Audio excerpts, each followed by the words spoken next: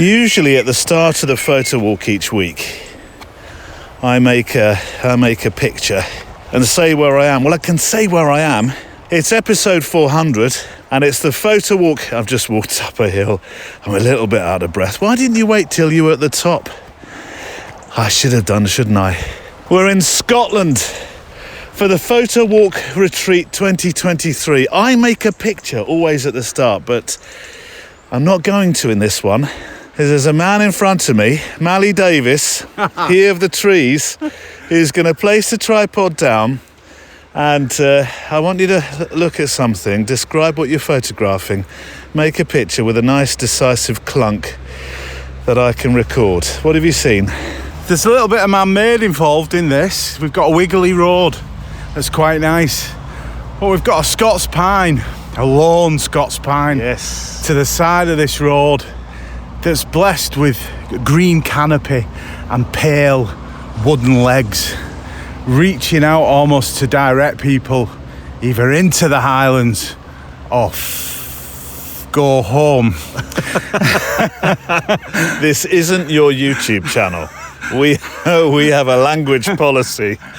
I said go home. Oh, I know we want to describe this, but there's a little wee beauty there. A little green top beauty there. Yes. Another lone tree. See, you look around and there's lone trees and things to photograph everywhere. Go on, make a photograph. Right. Just describe it though. You've got the pine tree.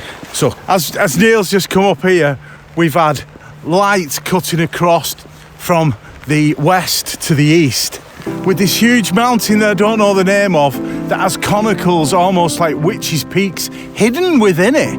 Now from here you can't see it, and then as the light comes and the rain comes as it's doing now and the mist comes, these conicals reveal themselves. So the shot I've got is the lone pine, the wiggly road, then the mountains cascading towards the east, I think. Southeast. We'll have that. And the lights filtering through. Now on the shot previously, I can't tell you fibs, the shot previously, there was two rainbows at the same time. No. And I was waiting for a unicorn. Just tap me on the shoulder and say, have you took that shot yet? Because it's happening again. Look, it is. We're getting light on the tree now. Right, this is for real now. Oh what? Oh, look at this. This is even better than before now, because we've now got light on the land, which is a very known saying if you're into your photography and landscape photography. We've got light on the land, we've got conical mountains wrapped in a rainbow with a wiggly road. To be fair, there's that much going on in this. It's phenomenal. Your camera doesn't make a noise. That's because it's got wet. The camera got so wet that the speakers broke. I need to wipe it. That's all right. No, you wipe it. Have you taken the shot? Look at the rainbow. It's actually in the field. God. Look at it. Look, while he's taking another picture, let me welcome... you'll hear him in the background. Let me welcome you to the Photo Walk Retreat 2023, episode number 400, and you're joining us. Thank you to mpb.com for sponsoring this week's show. The best place to go to if you're in the States, the UK or Europe, if you want to buy, sell and trade quality used camera kit. I can't believe I'm doing this intro to you, I really am watching a double rainbow appear in front of me and hitting the land. Less than quarter mile right in front of me. I can actually see the trees lighting up. It's just gorgeous. I'm gonna leave Mally getting truly excited. That really, I do try every week. I try to be nice and measured as I make the first photograph of the photo walk, just to set you up nicely. It's a measured start to a program, but honestly, as I look in front of me, I can still see it now. A rainbow, a double rainbow, and it's falling into the field, honestly, in front of me. Earlier on, it was in the loch we were standing in front of, and it was roughly midway into the loch. I felt like swimming out. I really did. Welcome to the Photo Walk Retreat 2023. If you can't be with us in person, well, you kind of will be. I'm taking you to Scotland with some friends that are going to become your friends as well. I'll introduce you to them in a minute. We've got a bit of travelling around to do within the programme. We're going to take you on a walk, the Black Water Walk. We're going to a traditional woodturners, Ansgar from Fogarty Woodturners, a friend of ours on the show now, making some documentary pictures with him. We're going to produce some pictures that we make on film cameras, that is, at the Inverness Darkroom, which was a great amount of fun last year. So we've returned this year with our new friends and you to spend some more time in the darkroom and learn about making prints. We're going to Calvercairns, to the Culloden battlefields, Loch Marie, beautiful Loch Marie, Victoria Falls. Oh, it's a gentle show, and in places you will need to fill the gaps in a bit, I feel. You'll need to engage your imagination and do that thing that, well, radio, I was always told, radio and podcasting, there was a radio phrase which was radio paints better pictures. So you can fill in the gaps as we tell our stories this week. Hopefully you'll see the stories as we tell them in sound. Who's with us? Well, I'll tell you. We've got Judith Rajaram from America Land. Kelly has come across from Canada Land. Lynn is from, well, roughly where we are, Inverness. John from Dorset, which is almost its own state within England land, and Justin from Nottingham, just down the road or up the road, depending upon where you live in the world. Pictures will be on the show page today, and in the next few weeks there's going to be a free downloadable zine that we've been making, so you can, if you're coming to this show in a couple of weeks' time, and I know a lot of people play catch-up, the zine will be available for you as you listen. Anyway, they're those that are joining me, along with our special guest, Mally, who you heard, and I'm still watching at the top of the hill just over there, getting very excited. The rainbow's, it's just about gone now, but Mally Davis, he of the trees, will be with us, and a bit of me, sprinkled in and around the show. But we're going to start in the woods. One thing we're doing this year is, for those that want to get up a bit earlier, we're greeting the morning with a photo walk. Well, it is the Photowalk podcast after all. And we're going to a local woods to where the bunkhouse is, where we're all staying, to Monamur, which means the big moor, a triple SI. It's moor, it's locherns, which are mini lochs, if you like. There's Pete, there's Heather, sometimes Dave and Jennifer. Oh, Neil, take this seriously. Let's go down to the woods to start our day and start our show. Judith's using a lens that I've heard so much about. Well, people have mentioned it, but I've never seen one in real life. A lens that is not a Judith. It's a lens baby. While you're making your photograph, I'm going to do something really annoying, which you'll have to get used to as the week goes along, which is shove a microphone under your mouth. What are you photographing with, and what does it do? And why do you like it above another 50mm macro? Because this is a macro, isn't it? Well, it is my only macro. That's why I use this one. It has a fixed 56. It's a velvet 56. Okay. It's a 56. Oh, yes. Right. Okay. Now on my camera with the crop sensor, I'm sure that's more of a 80? Approaching, yeah. So that's 56. So that would be 85. I can get within 4 inches. Yeah. This goes down to an f1.6. It has a very ethereal glow. Well, it's unlike any other wide open experience with an aperture that I've seen, in that it's almost like a tilt shift. Yes, and it's only about $350. Mm. So a really good macro lens would... That's about £890 these days, what with our... I'm just being... It's about $450. No, but I'm being cynical, as in everything in Britain costs twice, then add a bit more on for good measure. Yeah. So it gives you this lovely creamy bouquet, and it is really magical. It is definitely for woodlands. I love it for flowers, the moss. Anytime you can catch a raindrop, it's for a raindrop, yeah. It does. It definitely adds a glow. The greens in this woodland, John, are amazing, aren't they? Now, John say greens and he's doing this in black and white. You love square format black and white pictures, don't you? Why? They're just so simple. There's no colour to confuse you. They're just... I love the contrast. And here we got some beautiful raindrops on the leaves, and they're just sparkling in the sun that was shining on them, but somebody's just blocking that at the moment. That's not me, by the way. The sun's gone in. Accusational tone. It's still very attractive, all these beautiful little droplets first thing in the morning on these. Let's see what it looks like on the grass. In colour. Yeah. I think green is one of those serenity colours, isn't it? Is. Yeah. Green. I like blues of the sea as well. And you've got some nice, what's that colour? Amber, browns, rust. Well, it's all turning, isn't it? Yeah, it's beautiful. But black and white is, and this is, you're using an Olympus camera. Olympus camera, and I can flick it. Yeah. I've got a function button. I just flick it into black and white.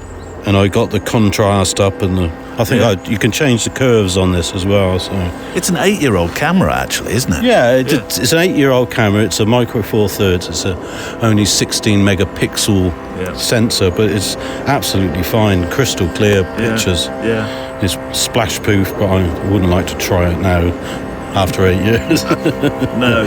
And it's small, but the lens I got is a bit chunky, but.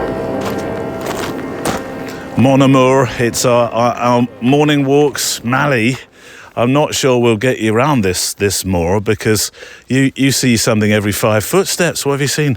They're old birch, big old birch here. And I think that big one in the middle is a beech. Right. So it's not a single tree, it's a scene. As you look through here, there's a 3-legged birch. Yeah. Is that a birch? Whatever it is. I'm believing you. Say it with confidence. The beech. And in between the beech, there's trees in between them. Yeah. So you've got 1, 2, 3, 4, 5. But then we've got these two protagonists, almost protectors of the delf, if you like. You write mini stories about your trees, don't you? That's Mally's tripod. So you write mini stories about you do, don't you? You title them. There's almost like books, the titles of your scenes. Run a couple out. All right. Well, what could we think? What's happening here? We've got two quite. They're not dashing. They're quite monstrous, actually, these birch, because they're old and they've split. Coppiced, I think Lynn was saying. They've been trimmed back over time, or maybe even over the years. Animals have foraged and eaten parts away. That one looks like the Whomping Willow. There you go, Whomping Willow. Yeah. So we've got moss-coloured boulders as well. They're almost like little creatures. I've just looked in, and as you peer in here, there's a moss boulder that's got a skull. It looks like a centurion's head. Where? There. Do you know where the nose area for a skull? Have you been sniffing the haggis again? No. Honestly, that's quite clear, that. Can you see that? Are there any dandelions around here? I think he's been at them. Like a skull on the floor. Looks like a centurion. Oh, at the back, behind the branch lying on the ground. Yeah. Yeah, I can see it. See it? Yeah. Have you anyone who saw any Star Wars movies where Kylo Ren smashes his mask because he's trying to be like Darth Vader? The skull cap head thing that he has, it looks like that, ladies and gentlemen. And then so we've got a burial ground now. We've got quite a haunted, 2 gnarly trees that are protecting the youth, possibly from the ghosts of the past, the ancient mystics. Is that all right? Oh dear, go on, take your picture. Go on, Shakespeare. So 1/2 of a second f4.5 because I've got a variable aperture on the 24-200 ISO 64. I'm just underexposing. I'm working the corners of the image to bring you in. We've done a little bit of gardening. I've had some interest in the understory, what there is of it. And then there's a ridgeline takes What do you call gardening?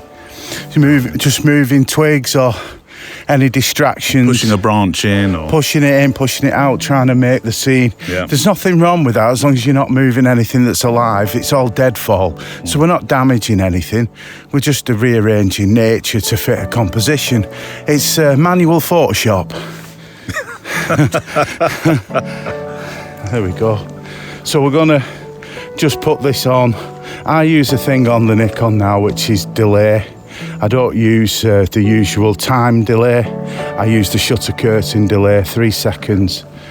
Turn off, and I do have to turn off IBIS because I have noticed it can make the images soft. There's no wind here, it's dead, very still. And dead is an appropriate word because the lump that goes down the middle. Well, we think that was an old road. Old road, possibly with bodies in it. Or just an old road.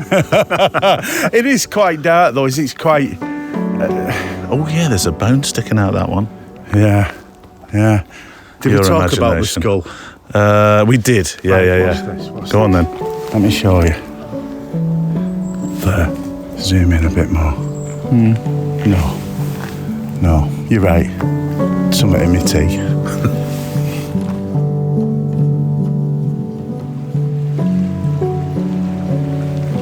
I feel exceptionally privileged. What if you just hang on a moment? We're by a lock and you're pointing like you've seen Nessie. I don't think this is Loch Ness. No, Look it's at the not, light no. shining on the It's rocks beautiful, at the isn't bottom it? of Yeah. the water, how clear the water. And it looks like something keeps splashing, but I think it's just a small boulder underneath the surface. No, that's little Nessie. Yeah. I'll take either. I have to say, looking at the light now, you're right, the light coming through the water right by the edge here, so it's the shallow part of this loch. It's very, very tempting, isn't it? Are you feeling tempted? If you had your cosy on now, as my mum used to call it, and I had my cosy on, would we run in? I think that it's probably really freezing. I think so, yeah. So, you'd have to go in to your ankles and get used to that. And then you can go to your knees and get used to that. By then it'd be raining again, so... Yeah. Always look on the bright side of life. Judith, thank you so much for coming over. I feel real privileged that people have made some reasonably long journeys, except Mally just came up the road. Well, he had a more exciting journey, didn't he? Well, he made it sound more exciting because he doesn't like aircraft, and you'll either hear from or you'll have heard from Mally complaining about his air travel experience. Anyway, look, you're here, and I wanted to really get to know you a bit and find out when you're back at home, which is Illinois, what you photograph. I mean, I know you make these because we've had letters from you in the past about these amazing cyanographs you do, which the other day they said that's not photography, which I didn't quite understand really. It's cameraless. How about that? Cameraless photography. It's a photographic process. And it is. And I get from it very much the same as I get from when I photograph, because I like to get the details, and I get that... I get in that zone where all it is what I'm looking at through my viewfinder. And you see me rocking back and forth because I'm trying to get the focus just right in one tiny spot because I'm shooting wide open and it's such a shallow depth of field. But it's a mindfulness thing for me. And when I work on the cyanotypes, it's the same thing. And if it's the cyanolumens, which you do on photographic paper, then you're working in red light. And there's something where I can shut the door and I've just got the red light and I've got the music on and it's just like photographing here. You've got the sound of these waves in the background, even though it's a loch. And I'm just seeing these details, and all I see, my world narrows. I'm suddenly not somebody's mother, not somebody's wife, not somebody's daughter. Whatever, I'm me. You're you. I'm me, it's my time. It's magic. So, did I say cyanograph? It's cyanotype. It's cyanotype. Cyanotype. Yeah. Explain the process of that. When you sent them in, I mean, they look beautiful. How do they work? How do you make one? So the cyanotype process is pretty old, and it was one of the first processes used to take chemicals to treat paper.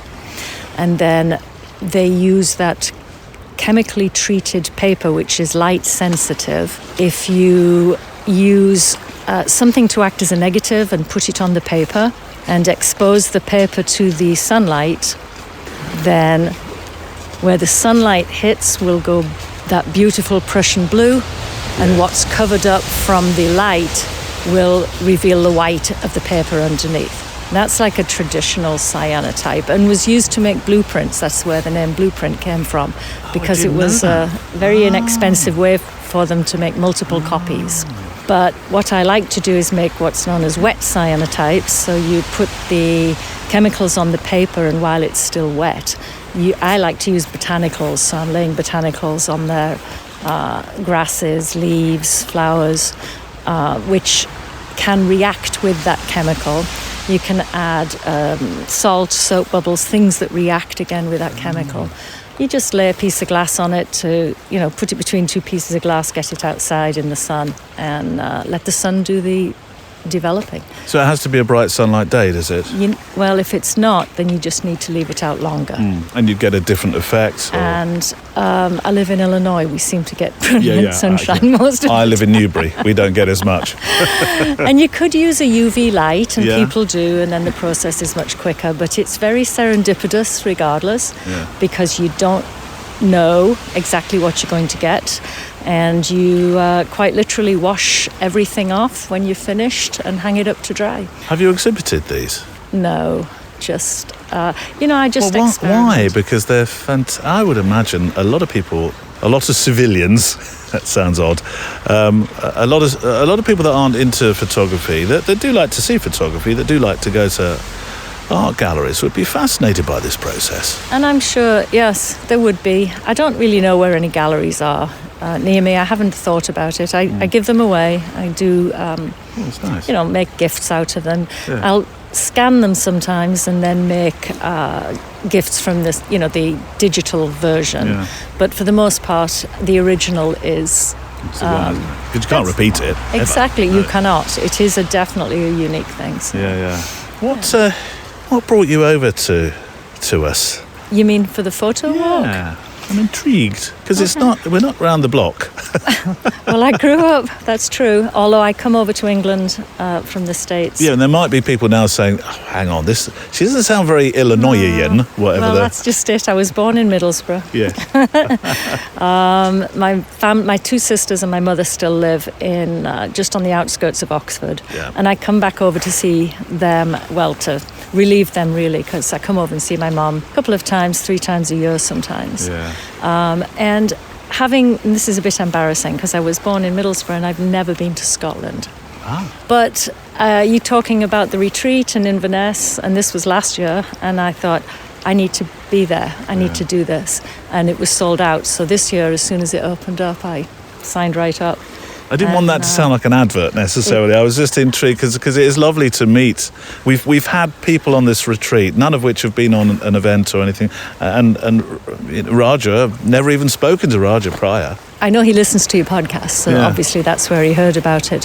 But this experience, and I know this is not an advert, but this experience has been truly magical. It's been worth every minute of time getting here, and it's been worth every penny spent. It's really been magical. I've loved the food as well. The food's been wonderful. The places we've been have been really wonderful. I mean, I'm standing here now on the edge of this gorgeous loch looking at these mountains. It has rained 5-6 times since we've been here, and we've had sunshine 5-6 times. I almost lost my sunglasses because they blew away in the high gale that blew through. So we've had a lot of variation, and we've only been been here an hour and a half. On this loch. Actually, had we not had some rain, we would not have seen a double rainbow that was quite literally dropping into the water. And when it was, I think we could have found the pot of gold right there in the middle of this loch. Well, we could have swum to it. True, or paddled. I don't know how deep it is.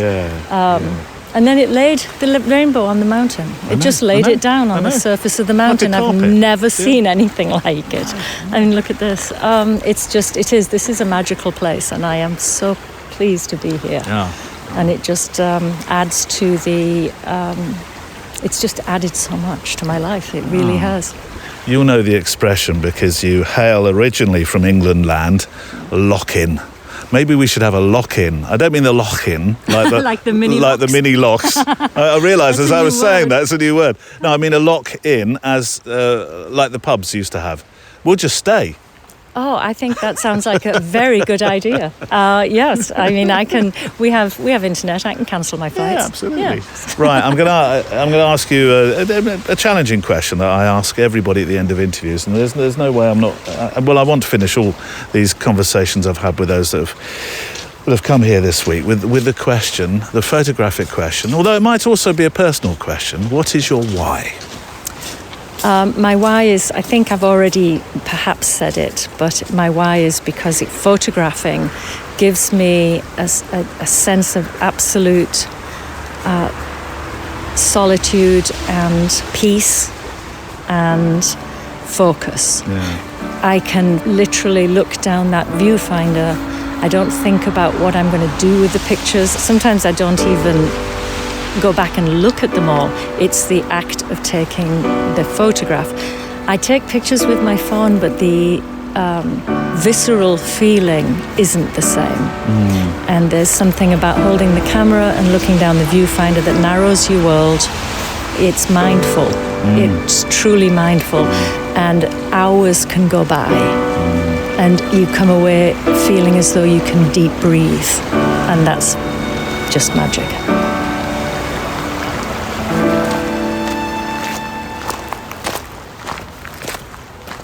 And my thanks to Judith for spending some time sharing her thoughts about photography. You'll hear all those who have been with us this week on the Photowalk in Inverness, including actually a conversation about I suppose it's the act of photography with Justin, who is a psychotherapist, and he had some extraordinary thoughts about the act of making pictures and what it means on deeper levels. That's to come later on in the programme today. So you'll meet those who are walking with us. Last year, we spent half a day, I'd say about half a day, at the start of the week shooting some rolls of film. Some of those who joined us last year and actually this year have shot film before. But we wanted to revisit that experience because it was such a popular day when we ended up in the darkroom developing and making prints of the pictures that we'd made the previous day. And we're doing the same this year. So we asked the darkroom, the Inverness Darkroom's Matt Sillars back. He's the co-founder of the Flow International Photography Festival. He's been a photographer and a mentor and a teacher for decades. His work, he's still a practicing photographer and exhibits a reasonable amount, deals with social issues like inequality and power. And you will hear over the next half hour our experience of learning from Matt, then going out and making our pictures, and then being in the darkroom. Now, I know that there will probably be a fair amount of those who listen who'll say, I know how to produce film pictures. I've been doing that many, many years. One of the beauties, I think, of Matt Sillars and his style of tuition is he's not patronising at all. And I've been shooting film myself for many, many years. And every time I'm with Matt, I learn something new, including, this particular, spoiler alert, this particular piece coming up, some apps that can help you when you are making your film photographs. If you have not shot film before, I'm rather hoping that the next half hour or so will have you thinking, oh, they sound like they're having a lot of fun. I wouldn't mind trying some film photography, because I do believe... I'm going to use this word quite early, up front. I should probably warn you, it's going to be used a bit today. It is a cathartic process. It's something very special. It's something really unique, making film photographs. Whether you just develop the film, then scan those in, or whether you go the full length of the experience and go into a darkroom and make prints that magically appear before your eyes. I haven't ever tired of seeing prints appear before my eyes. So I hope you enjoy. We spent about 7/8 hours in the darkroom, so it's difficult to include everything. This jumps about a little bit, and you may well say, hang on, you missed that bit. You missed the wash. You missed the wash, Neil. You didn't wash your prints at the end. We will bypass a few processes, but you'll get an idea. You'll feel the experience of making film photographs, and that's really important. So let's spend some time together at the head of today's show, making some film pictures and enjoying that wonderful experience, being enveloped by the experience that is film photography. So the Inverness Darkroom is a community-run darkroom. It's staffed by volunteers. There's no paid people at all involved there. And all of the money that we raise from workshops and activities goes to pay the rent. And we have a philosophy of membership fees should be based at the level that a single parent on a low income can still be a photographer. So we don't really charge an awful lot for anything. Our membership fees are only £8 a month. And currently for that you get all of the materials that you need except photographic paper. You get chemicals and things like that provided free of charge. So the workshop that you're attending is going to help us continue to offer analogue photography in the north of Scotland. There are only 3 public access darkrooms in Scotland.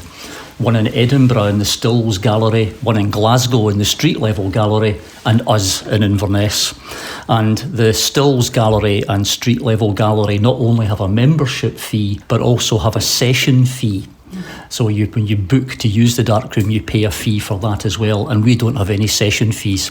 So your membership of £8 a month gets you, believe it or not, 24 hours, 7 day a week access to a high quality darkroom. You could go in on Christmas Day. Yep, people do. Yes. Do they? Oh, yes. Wow. Yeah. And it's very useful in the Highlands because a lot of people up here work shifts. So shift patterns often mean that you're awake at 3 in the morning with nothing to do.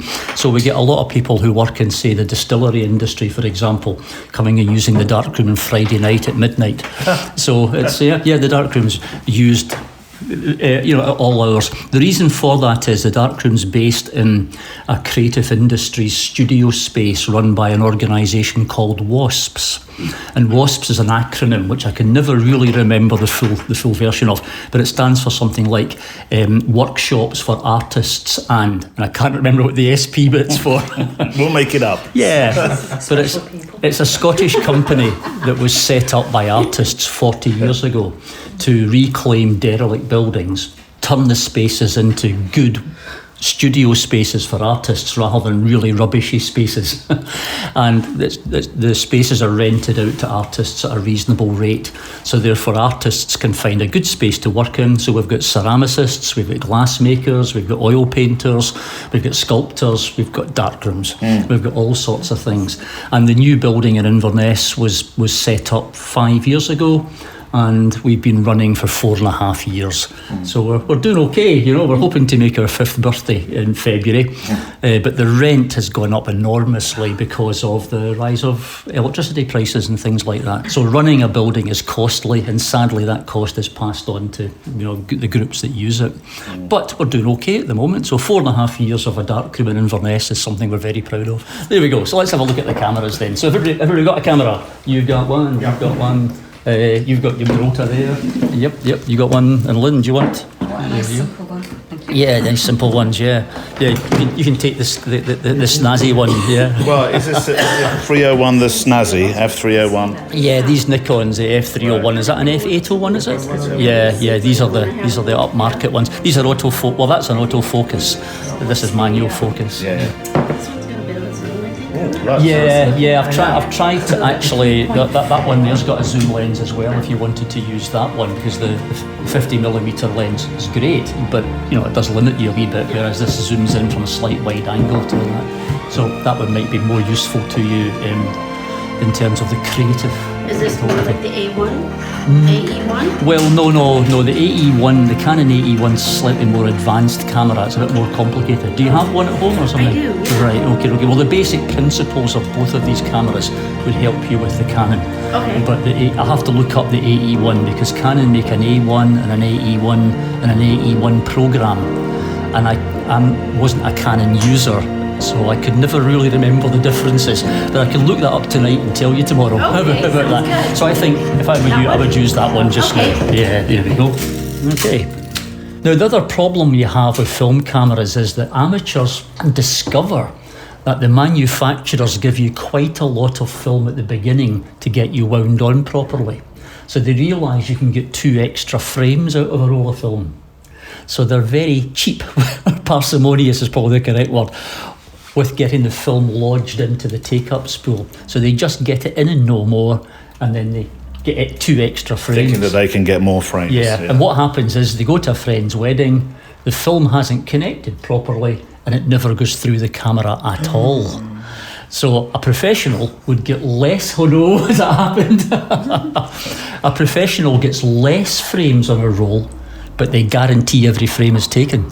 So that's an important distinction. So when we're going to load the film, you'll see me pulling the film across to about here, halfway across the back, before I even start to connect it up into there, because there's about 6 inches of film given to you extra to do that with. So Matt, this time, this year, we're going out to try and make some art pictures, art prints, because we're going to bring them back in here and mount them.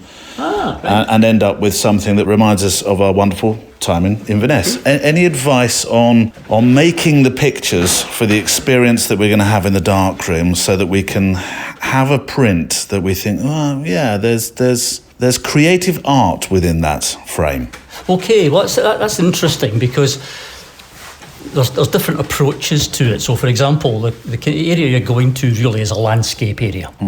And you can tackle the landscapes in 2 ways. You can go for the big landscape or you can go for the small landscape. And the small landscape might use depth of field in different ways to isolate elements from the background. But all of my landscape work in the last 2 or 3 years has been on maximum depth of field. Everything in focus. So I don't know if you're aware of the hyperfocal focusing of a lens, and that is where you focus on something and then you discover that the infinity sign on the lens is still within the depth of field indicator. So you can move the infinity sign to, say, F22, the indicator, and that brings in a huge amount of foreground focus that you wouldn't really expect. So in my landscape work, I don't focus on an object. I make sure that the nearest thing is within the furthest point of my depth of field, and the furthest thing is within the furthest point of my depth of field. So I'm going for the maximum focus, and I'm looking to bring in every element of the scene. So that's a kind of a different way of doing it to the way you might be used to doing it. But of course, you can then also go for the shallowest possible depth of field and look at the way in which a branch with a leaf can be isolated from that background. But perhaps the most important thing really is to consider every element of the frame. So the top left corner, the bottom right corner, think about the composition and think about structuring that composition. So compositions can be structured according to the basic rules of the rule of thirds or the golden mean, different ways of balancing the image out. But again, strangely, I don't worry about these so much. What I tend to think about is how to balance the image out with light in the darkroom. So by exposing the print so that some areas are darker than other areas, you push those areas visually backwards so they're less noticeable. By making some areas lighter, you bring them forward visually. So we can balance a print out by privileging one section of it with light and not privileging other sections with light. So therefore you can look at a scene and you can think, okay, in black and white, this is going to have a set of tones. I'm not worried about the background because I can push the background back. I can reduce its tones to, almost near pitch black. I like to have some detail in all of my blacks, however. So I don't go for total blacks. I have some detail everywhere. So the idea is not really to think about composition in terms of the rule of thirds or the golden mean, but to think about it in terms of what are you pushing away and what are you bringing forward. So looking at a scene where you might have some trees and you might have some ferns. Yeah, some ferns. Ferns are great at the moment. Big ferns and perhaps a boulder, a wee rock or something like that. So we think, okay, the three elements here, tree, fern and boulder. How am I going to visually represent that? What do I want to say about that? What emotional content do I need here? So I'd perhaps structure the image a wee bit on the rule of thirds, so that the eye is directed through the image. But I'd be thinking about, I'm going to push the background back in the printing. I'm going to bring the rock out in the printing. So I tend to think of fine art composition in those terms. I don't know if that makes sense or not. Does. Yeah. And we can do that tomorrow, because we will have plenty of time in the afternoon to think about not just making what we call a straight print, which is just simply a print of the negative. We can then adjust that print to make sure that we are emphasising the vision that we had for it. And Ansel Adams called this pre-visualisation. The idea was when you looked at the scene, you knew what you were going to do to it in the darkroom. So it's not a case of in the darkroom you're fixing it or trying to save a duff negative. In the darkroom you're composing the negative that you took. So the negative is the start, and then you use that as the basis for the final print. So the composition continues? Yeah, oh gosh, yes, and it can often take about 10, 12 prints for me to get to that final print that I'm happy with. Wow. I'm never making the first print, really. So the six of us have gone off in search of compositions with our black and white cameras. Most of us have never used the camera before that we have chosen to use, that came out of Matt's magic bag of cameras. But Justin, this is your camera, isn't it? So it is, yes. Yeah. Tell me about your Praktica. It's a Praktica PLC3, which I've only owned for a few weeks, but I bought it because it's actually the camera model I very first used ever. Oh, this is it? This is it. This is not the actual camera. That would be strange, wouldn't it? That would be bizarre. That would be rather magical in itself. It would be cool, no. But my dad had one of these. So this was the first ever camera I used. And someone was selling it off the Facebook group, actually. So is this a dad-inspired hobby stroke passion stroke whatever other word you want to use? Is this dad to blame for your photography? So often it is, isn't it? We could blame him, yeah. Certainly my parents took lots of photographs. They're of the generation where they have a lot of slides. Oh, yeah. I remember, hundreds and hundreds and hundreds of slides. So, yeah, I guess I can blame them. That's reassuring, actually. How did you view the slides? Did you use one of those...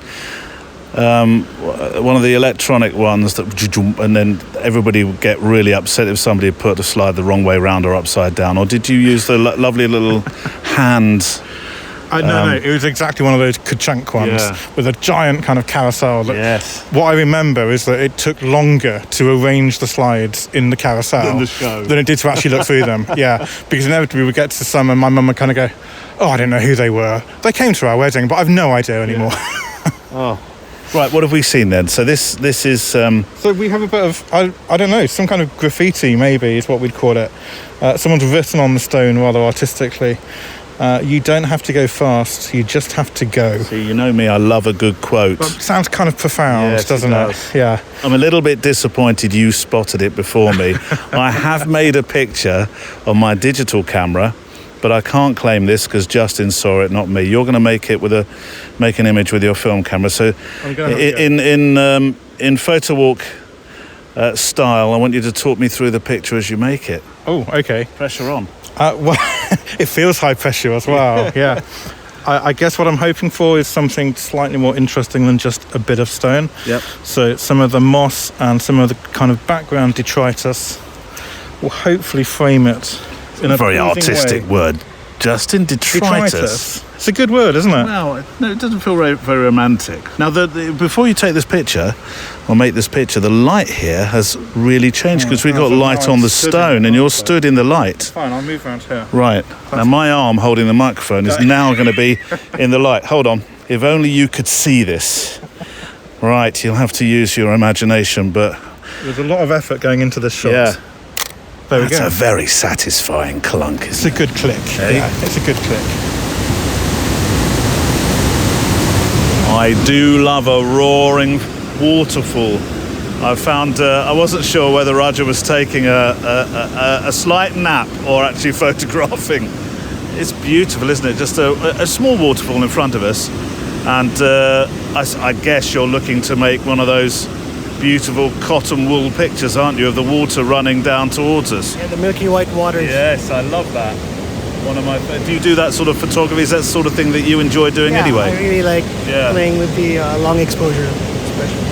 So being somebody who takes lots of long exposures, I mean, obviously you can play around with the exposure. That's the advantage of digital. But what are you looking for here? The river's running pretty strong because we've had a lot of rainfall in the last 48 hours.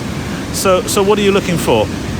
I'm trying to challenge myself with the film camera to see if I can get the same effect by trying to use the digital camera for the settings and see if I can replicate those things on the film camera and be able to capture the same shot and see what difference a black and white film makes versus where I don't have any control of the ISO. See what kind of images, what kind of photos I can make with film camera. Yeah. Because you've taken down to, you're using your Nikon. I've got to say Nikon when I'm D4S. working with you. D4S, beast of a camera. 100 ISO, 1/8 of a second. And then this old manual lens let me stop the aperture down to like f32. So it's a really tiny hole. Yeah. But you're not going to be able to do that with your film camera now, are you? No. Because for a start, you're sort of stymied a little bit with 400 ISO. Yeah, so I took shots with f11. That's how much can I close the aperture down on the film camera and see what kind of effect I was getting on the digital, so that I see if I could replicate the same thing on the film. Okay. We won't know till tomorrow. Well, tomorrow, yeah. That's the surprise. Yeah. Until tomorrow, then Yeah. I know whether I've fallen facewards, and then or I've gotten like a decent shot. I've got that look from Roger that says, could you stop talking to me, please? Because the sunshine is out at the moment, it looks beautiful on the waterfall, and it could change any moment. Have I got the right, is that what you're thinking? Pretty close, yeah. I thought so. Go on, get the shot, don't mind me.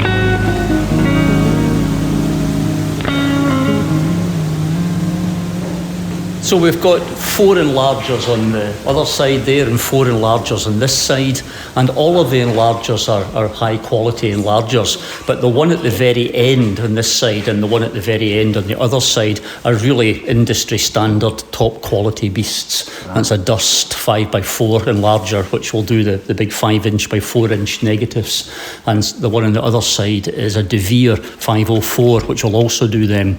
So they're very, very high quality, capable of exhibition standard printing, but also very simple and straightforward to use. Really, really nice. Right, okay. I'm going to put the light out, so if Kind of got an idea you'll be where able to go where you are. I'm going to put the light out, and then I'm going to walk to the end of the enlargers and stay there, and then you can start. Okay, everybody happy? That wasn't very loud, was it? Chorus of excitement. Convincing. Everybody happy? Yay! Okay, light going out now. 1, 2, 3. Oh. Right, so Neil and I are walking back to our stations now. Using an iPhone, you can set the camera up to look at a negative, but on the screen see it as a positive. And you don't really use the camera as such. The camera is just a device. So you go to settings and then scroll down until you find display and text size. Mine's is just 3 from the top. Yours might be in a different place. Display and text size. And then scroll down to classic invert and switch that on, and your phone then switches so that when you look through the camera, everything is in negative. So when you look at a negative, everything becomes a positive. You get more used to seeing So it. if you look out here at the pinholes on the wall here, and you point this at the pinhole, you will see that, because these are negative pinholes, you'll see the image as a positive. We have a very industrious dark room with magic appearing before our eyes. Actually, I'm a bit too late for your magic because it's already appeared, Judith. What is it? That sounded a bit rude. What is it? It's I should be able to tell. not in this light. It's a couple of mushrooms. Or, toadstools, whatever they Yeah. were out in the... It's a mushroom. And, on the negative, they looked like they really stood out against this white woodland background. And I forgot that would be the very dark woodland background. So we'll see. We'll see.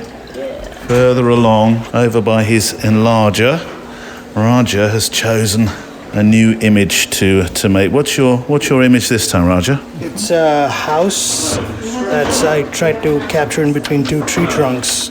Right. With the tree, with some foliage in the front. So now, looking at this is quite a dark image, isn't it? Actually, the house is just peeking through the forest, isn't it?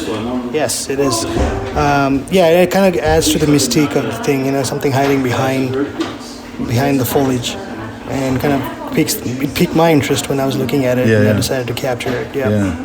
And this was one of the first things that I saw as soon as we parked the car, got out of the cars. So the process you're going through at the moment with your enlarger is you've turned the light on, which, in fact, look, I've got an expert next to me, so Matt can explain more succinctly and better than I what this part of the process is with the enlarger. So Raja's just inserted the negative into the enlarger, and he's now sizing that negative in order to print it onto the photographic paper. So he's moving the enlarger head up and down the column to get the right enlargement size, and then focusing the image.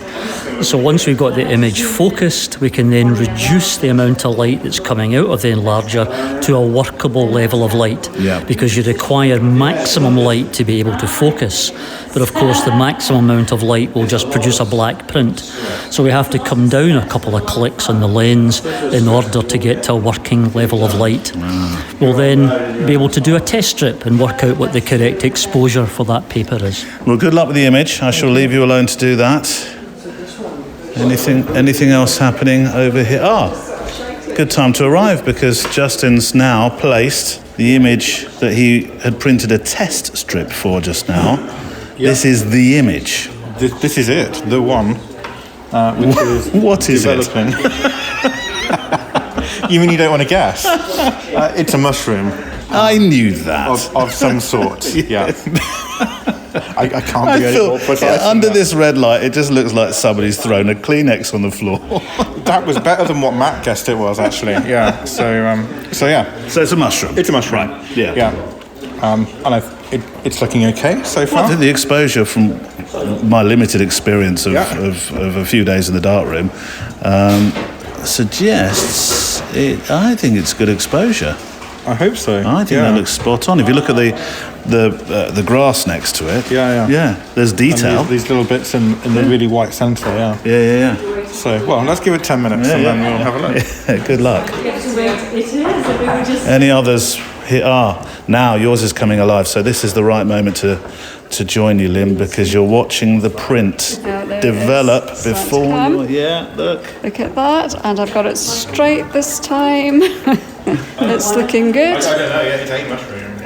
Yes. It always looks very dark, though, doesn't it, when it first comes to I had life? the same just now myself, and Matt said, don't worry about that, because when you take it outside in a moment to the brighter light, it'll look lighter. Yeah, I think it's looking good. Fingers crossed. It's in focus, etc., etc. Nice. We have our table of prints. Congratulations, everyone.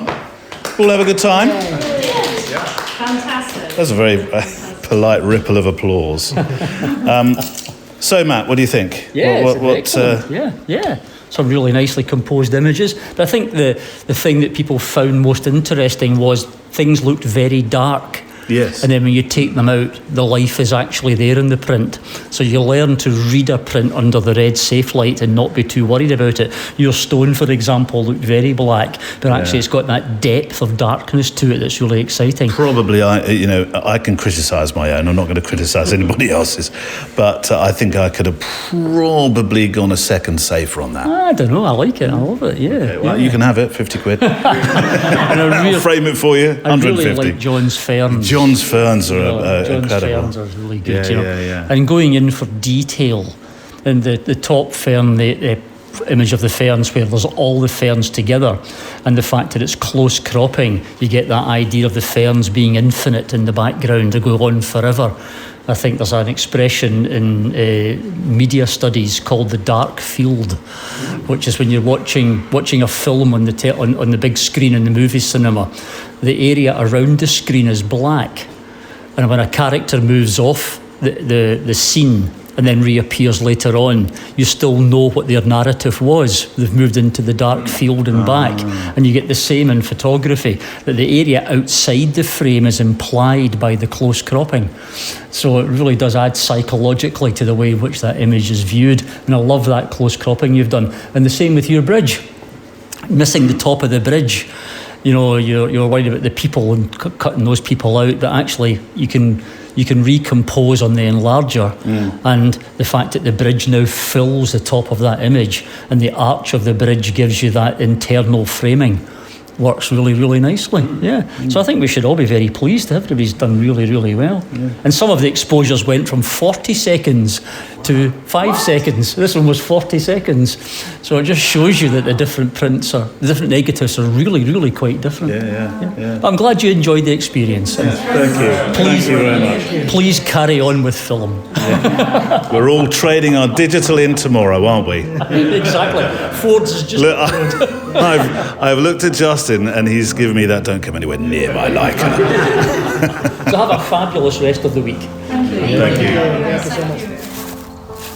My thanks and our thanks to Matt Sillers from the Inverness Darkroom. I'll leave some links so you can go and see this extraordinary facility that Inverness and the towns around it are really very lucky, as you heard right at the start of the piece, really very lucky to have. And I'll leave links to the pictures that were made as well by those of us who had that experience on, it was Tuesday, wasn't it? We went Monday to Tuesday very, very quickly. We're out on one of our early morning walks.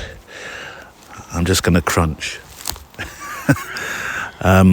What have you? I mean, this is a beautiful part of the woodland that we're in here, and the sun is a brisk morning. This is the briskest I've had since May, I think. Yeah, it's really nice. So you can feel your hands tingling from the cold. Yeah, and we've got the morning sun whisking through these small conifers and hitting I forgot what the name of the moss is. With a mount, is it sphagnum? Sphagnum moss. That's it. Sphagnum. Sphagnum moss. I know it's sphagnum because a florist I work with a lot gets right now should be harvesting all of this because it's become the thing that they don't use those polystyrene oasis to put flowers in. They're using sphagnum moss. The lights just dropped enough because it was so bright on the sphagnum moss. And I've got a mound of sphagnum moss, and in the background there's a young conifer with the sun hitting it. Yeah. And black and white looks gorgeous. Of course, you're going for black and white, aren't you? Square, of course. Yeah. I should have known by now. You made a beautiful print yesterday in the darkroom.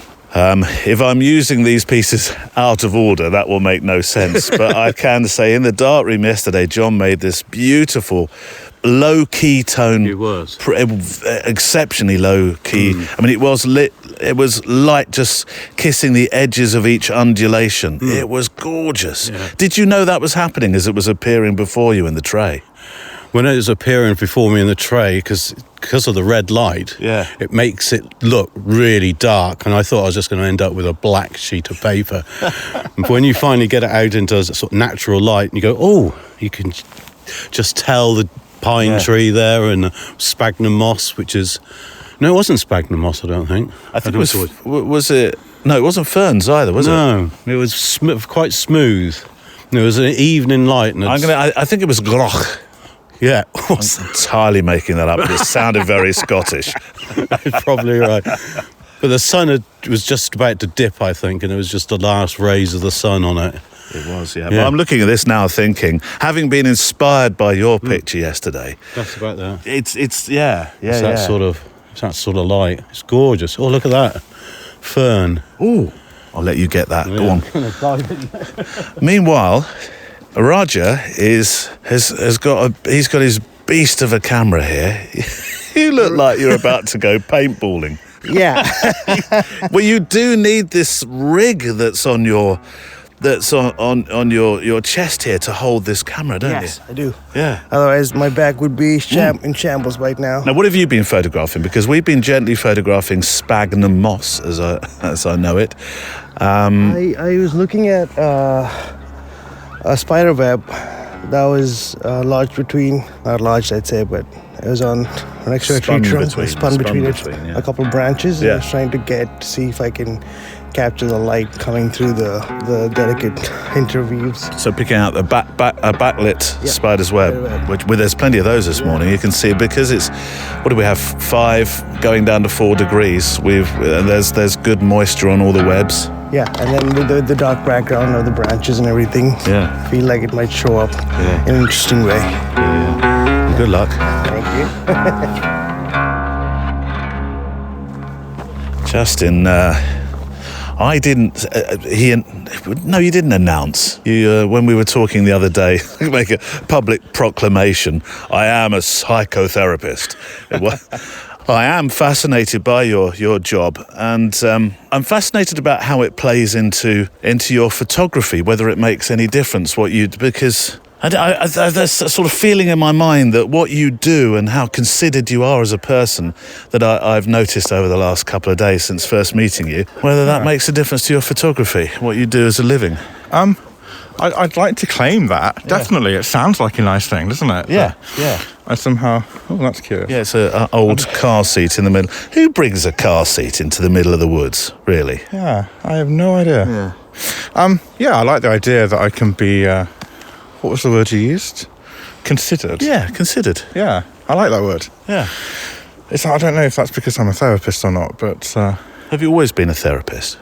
Oh gosh, no, not at all. No, only for 10 or 11 years. What's a fair proportion of your life? Yeah, I guess. Yeah. I've done some different things before then, though. So Yeah. yeah, does it impact photography? Or am I overthinking it? You know me. Maybe, but it's flattering, so I'm going to entertain the idea for a moment. Well, we talked a little bit the other day, like my historical avoidance of photographing people. Yes. Yeah. And I wonder if that is connected, because I spend so much of my time very much only focused on people. I think there might be some connection there, that it's quite nice to come out and not really think about other people and not pay attention to them that much. Interestingly, you went on a workshop not long before you came away, actually, where you were challenged to go and photograph people, but not just in a candid fashion.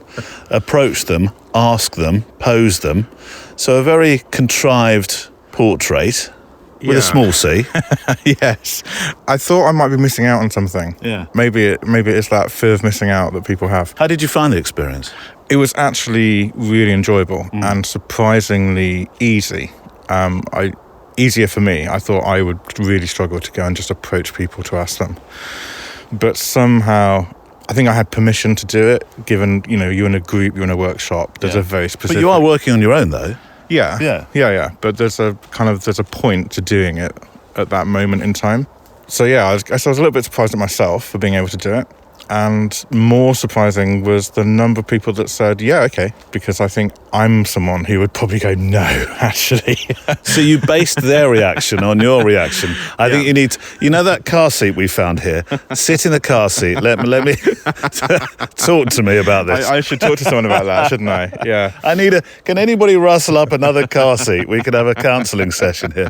But you had essentially, what's it called in your industry, where you're projecting your thoughts of what you think other people... Yeah, absolutely. Isn't it? Yeah. I was anticipating that everyone else would feel like I feel, because I know that's how I feel. And of course, that's not true. It hardly ever is. So yeah, it turned out to be a surprisingly enjoyable and informative time. And in 1 hour, you shot 11... Was it 11? Yeah, well, I asked 11 people, yeah. I think I got 8 portraits in the end. That's a fair number in an hour. Most street portrait makers wouldn't necessarily be looking for 8 out of 11 in 1 hour. Yeah, I have nothing to compare this to. Well, I can tell you, all those that I speak to, that is not a conversion rate they would be expecting. This is literally my first and only ever experience of doing this kind of thing. So, Yeah. It's nice to know that I could slow down. But it was good, and I'm unsure about what this means for the future. That sounds very profound, doesn't it? I'm expecting nothing less. The industry that you work in, we often talk about the mental health benefits of photography, and there are many mental health benefits to slowing. You mentioned slowing down, to some people say retreating within the box of the camera, feeling that they're having some kind of out-of-body experience, if that doesn't sound a little bit too melodramatic, but people do talk about it in that fashion. Yeah, I think there's a lot to be said for that. I mean, whether or not it's photography, I think any activity that can become immersive, that can become some mechanism for giving you that sense of time and space, and maybe some slight sense of disconnection from the rest of the world that you're having to deal with. Yeah, I mean, that seems like generally to be a pretty helpful thing for nearly everyone, I would say. I'm slightly skeptical at the same time, being mindful and being what's like the well-being movement. Oh my God, these are all phrases I use. Do you look skyward when I use them? Don't answer that question. I don't want to feel from this moment onwards, every time I use those words, I'm going to have to make No, I don't, genuinely. No. But the slight edge of concern I have is that the idea of it becomes some kind of panacea, and people kind of end up believing that they should be able to deal with pretty much anything. As in it's a cure? Yeah, and it's like all you need to do is... The Holy Grail. Yeah, exactly. Yeah. It's like, practice your mindfulness, meditate, 3 times a day, do your yoga, go running, keep a journal. It's like none of these are the terribly bad ideas, but I guess there is a point, and maybe that's where professionally I kind of step in, where, that's not enough. Actually, because sometimes really terrible, chaotic, difficult things happen, and being mindful for 20 minutes a day is really not going to get you very far in moving beyond that or solving a problem. But yeah, that message I think gets a little bit lost. That's my concern, is that there's this kind of whole kind of well-being thing. There's a bit of a strive for happiness, which also bothers me. As if happiness is a state we can achieve. Yeah. Whereas actually it's usually, a fleeting emotion. It comes and goes quite ordinarily and quite healthily. It's not like a tick box that we can get to and be happy. It's interesting. I almost felt I've got a therapist in the chair. I'm going to ask him all those questions I've wanted to. We sat down. We've had some really great conversations in the car and on the sofa, and you must send me a bill. It'll cancel out the one I sent to you. Yeah, maybe it will. It probably would many times over, I suspect. But I was intrigued as to what you do. Now, this can be, and the discussion we had was you could be like the plumber that never fixes his plumbing. But you do practice things like meditation. There is I'm being cautious, mindfulness to the photography that you usually do. Well, yeah, I think this is a really good example this morning. Here we are wandering around this kind of beautiful sort of woodland setting. It's quiet, it's nice and peaceful. I find it really enjoyable. This is definitely a relaxing, helpful, kind of healthy experience for me. It's nice to do some photography as well with you guys. So yeah, I absolutely do some of those things. I'm honestly not brilliant at doing them all. So there's a lot of things I might suggest to my clients, which I'm not so good at myself. The idea, so keeping a journal is a really common idea. Which you do? Well, I try, yeah. I'm really bad at keeping up with it. I think when there's maybe it's about what makes it purposeful or useful. There are definitely periods of time where I do that and it's genuinely helpful. And then there are periods of time where I realise that I haven't actually done that for about 3 months now. Right. But probably that's because, I don't know, something happens, I get distracted, something takes its place, maybe it just doesn't seem important. But I used to worry about that. I used to give myself a bit of a hard time about it, I think, because... Can you not bounce between one day meditating, one day journaling, one day photographing? Well, exactly, yeah, I think you can. I think for many people that can be perfectly healthy to kind of move in and out of what is helpful for us, what's good for us, what others might relevant. need structure. Well, yeah, some people do better with a plan. Some people like the idea that actually every day this is what I do, and genuinely feeling like that's good for them, great. You know, if it works for you, then and it's not causing any harm, then go for it. It doesn't work for me in that way. A therapist I had, and we had a conversation about this, used or suggested to me I should never use the word, rather should. Yes. We'll come back to that. Rewind, come back to that in a moment, because I do want to ask you about that word, actually. And you're the first, I think, therapist I've talked to about that word should in possibly 25 Since you're therapist. years. Since a therapist. Right. Gosh, was it that long ago? Well, maybe we'll revisit having therapy as well. Should, what should, I'm going to use the should word for a moment. What could or should go into a journal? What is a journal for? Obviously, that becomes a really difficult question, because I think I'm good at those. I would say it's a highly individual, personal experience. It's not like a diary. No, I think to be useful, it probably has to go beyond a list of things that I've done. I went to the shops. Yeah. I had, chicken for dinner. And definitely there are times and occasions where that's a perfectly useful and valid thing to be doing.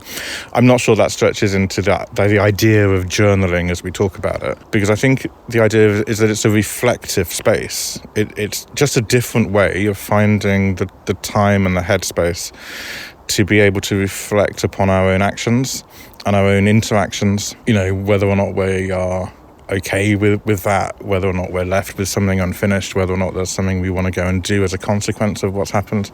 It could be anything really, but it's about creating that reflective space. What's the matter with the word should? Okay, so as a therapist, we talk about avoiding the word should. In the sense of, it often implies that there's someone else's idea or someone else's values or someone else's agenda behind the statement. So there are lots of things that we should do because we know that they're just normal, healthy things. When we start applying it to our own kind of behaviours and choices and actions, it can become quite disempowering. Is that the right word? Maybe not quite. But we can end up following someone else's ideal, or we can become imbued with someone else's value system. So it can be quite judgmental. It can be quite restrictive because it's not our choice. We're doing it because someone else thinks we should do that. So maybe it becomes quite conditional. Maybe we only become acceptable to the other person, or likable, or lovable, or appealing in whatever way is kind of apparent in that moment, if we do what we should do. But what we should do is according to them, not according to us. And so we end up kind of trying to live by other people's values and other people's stories, and not kind of living our own life. That's why could was the language that the therapist I was talking to was imploring me to consider instead. Yeah, I expect so. Yeah. I'm not wishing to speak on their behalf. Well, that's what they did. But yeah, because I can even remember funny enough, the tartan patterned seats that we used to sit in. Isn't that bizarre? That's just come back to me. Yeah. It was a Stuart clan tartan. Oh wow. You've remembered a lot about that, yeah. Yeah, well, I spent a lot of time in that room. Yeah. So yeah, could implies that there's a choice, there's an option. And one of the ways of thinking about therapy is that part of the process is around, I'm about to sound a bit cliche, I think, but expanding the horizon of possibilities. It's about acknowledging that there are maybe more choices than we'd originally thought there were in any given situation. Now, that doesn't mean we're necessarily going to go and make a different decision. We don't have to do that. But we can make a more informed choice, because rather than maybe just seeing one option ahead of us, which is really unappealing and stressful and causing us huge anxiety, or maybe even causing us harm, because that's what the path we keep following. One of the positive outcomes of therapy can be that actually we can see that there are other options too. Now, there might be difficult choices to make, even if we might think they're more appealing, but we then have a choice. It's not just what we should do according to this external other person. We can then choose to kind of go and explore this option or this thing over here, or something completely different. So yeah, I think that's why we try and avoid should, and could implies choice and option. I get it. And it has stayed with me all that time.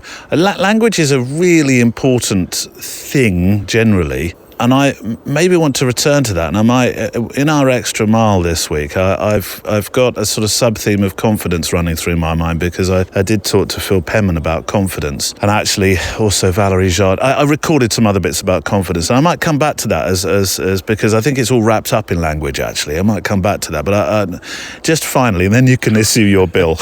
Just finally, there's so much more of the programme to go. In terms of therapy, it's a very British thing, isn't it, to sort of sideswipe. I don't need therapy. I'll just pull myself together and blah blah blah. And you know, you practice what you preach, and that you have therapy yourself. I would assume, perhaps I shouldn't assume, another dangerous word, that you need to do it because it's part of understanding what you do. But we have this fear about it, don't we? So whether it's innate, whether it's a... Yeah, I think certainly historically there's been... it's a bit of a thing, you know. It implies there's something wrong with you, or there's something weird about you. A bit woo-woo. Yeah, absolutely. And I suppose an obvious kind of point of contrast would be like the East Coast and West Coast of America, where therapy is completely normalized. You know, you become a little bit odd if you're not in therapy, you know, if you don't have a therapist. Right, because it's become so kind of common. Whereas in Britain, not so much so, but there's a cultural thing though, I think. There's that kind of British stereotype of the stiff upper lip, which kind of implies so much, doesn't it? That actually you shut up and get on with it. You find a way of pushing through. Carry on. Yeah, exactly, Whatever you do, don't talk about it. Yes. and so it's quite an odd idea then that this same kind of, let's say, the homogenous group of people in Britain would then kind of turn around and go, oh, actually what I think I should do is go and talk to this guy that I don't really know at all about all these things that are rushing around my head and things I've thought for my entire life and problems I'm having. But it is changing, definitely. There is a trend. You know, one of the upsides of the mental health conversation more generally is that, more people are happy to seek out therapy and to get help and to do things that are healthy for them. How much was that? That probably says something that I always feel I have to end with a laugh. Yeah. Okay. It's a risky game to play with a therapist because we'll leave you hanging in. You're doing it right now. We had that conversation, didn't we? It's the dead air. Yeah. I'm okay with that. Yeah. We've repeated a couple of exercises this year on the Photowalk retreat in Inverness. One of those, another one of those being time spent with a really talented artisan, a craftsman called Ansgar Vinke, who is Fodderty Wood Turning. That's his company. And the idea of joining Ansgar again was to make a documentary story, which will appear in the zine that we're going to make from this experience. So you can see the stories that we made in this incredible workshop that Ansgar has. I commented at the end of our time with him, the few hours that we spent with him, that it felt to me like this was a man living his best life. At home with what he's doing, at one with what he's doing, at one with the wood that he turns and fashions into, I'll let Ansgar do it, because he does it so much better than me. Basically, I make square things round. That's all there is to it. So. That sounds really simple. It's totally... That's it, let's go home. And squares and corners, so I just try to make everything round. So I use... 95% it's all local wood. Local means definitely grown in the Highlands, most likely within 25-30 miles surroundings of here, from here. So because I don't need huge quantities, a whole tree would last me a very long time, so I'm actually not looking for huge quantities. I want variety, so I use a lot from different varieties of wood. And because I make relatively small items compared to cabinet makers, I can use a lot more different woods than they can use. So cabinet maker is mostly restricted to oak, ash, elm, trees which grow very big. I can use small trees, holly, yew, even hawthorn or blackthorn. Even if they get to 4 or 5 inches diameter, I can make something out of it. A cabinet maker would have to get a lot of trees to even make one small cabinet out of that. So that's That's what I want. I want variety, and I'm actually not looking for perfection in the way the wood is. So if you can see that here, do you know what a burr is? So it's a burr. So it's a growth on the outside of a tree. I always tell people it looks like a wart attached to the tree. It's not part of the trunk. So it's basically loads of little shoots grown together. I mean, there's loads of different reasons why these occur. It's not quite clear for all of them, but it gives really, really nice patterns in the wood, and that's what I quite like and what customers also like. Rather than having something. Is there a particular wood that is easier to fashion into the items that you make? Yes, so there are certain woods which are easier to work. A burr is actually a very good example for a difficult wood to work because it's very irregular, it's not homogeneous at all. So it'll throw off the lathe. So on the lathe you'll later see the wood revolves reasonably fast. So if, say, one half of the piece of wood is denser or harder than the other, it'll make the lathe start wobbling, so I have to slow down the speed. So if you've got a really straight-grained piece of wood, say like on this table, what you see here, that looks nice on a table, but in a bowl it would be very, very plain. Yeah. And that would be very easy, comparatively easy to turn. Whereas anything which got cracks, imperfections in it, the things I actually want, or like in this case, it's a spalted wood. That's actually a good example. So you're almost looking for the imperfection. I am. I'm absolutely, because otherwise, pieces would. In this, see a very, very small piece, the coffee tamper. The wood grain is not very, very interesting. This is a reasonably rare wood. It's Swedish white beam, but it grew in Scotland.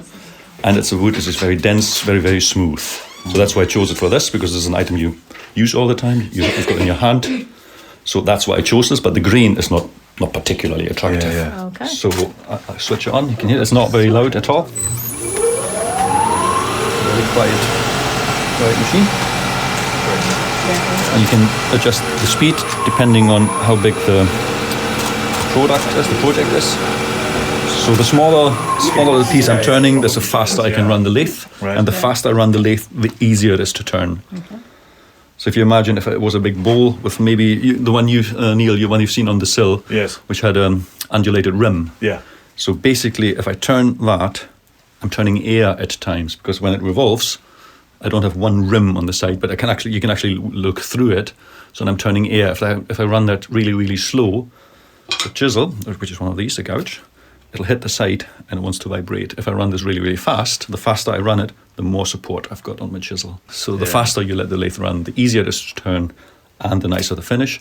But the nature of the wood or the actual piece dictates how fast you can run it. You learn that from experience. Yes, once it hits you. And chisels that have flown through the air. Yes, well, luckily, touch wood. That hasn't happened yet. So there are people who break these things, actually, by putting too much pressure on it. Yes. So wood turning is actually quite a gentle procedure. It's very slow. You can't speed it up.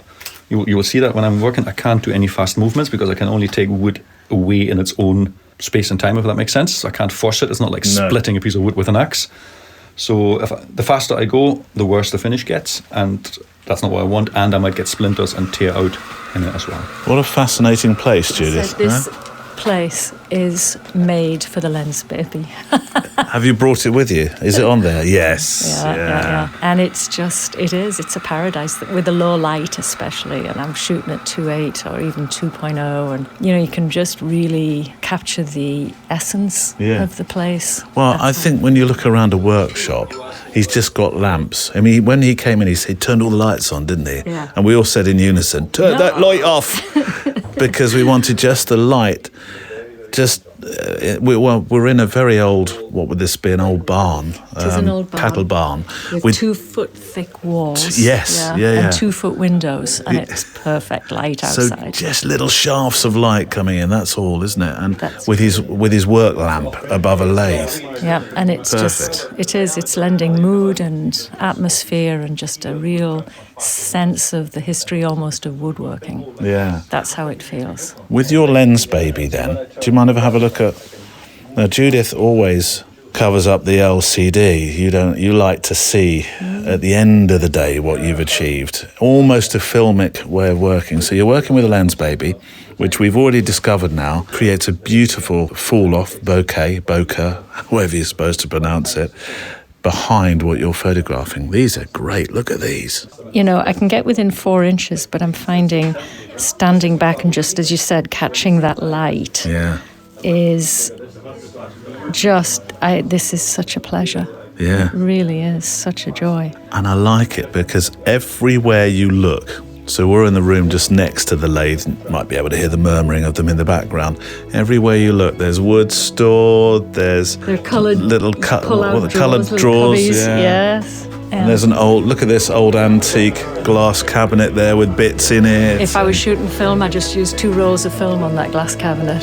But look at the bowls on the shelf that all are dry, ready to be smartened up and oiled. They'll be oiled. So I think they need more turning. That's the start of the process. It's fascinating. Yeah, it is. I'll let you carry on.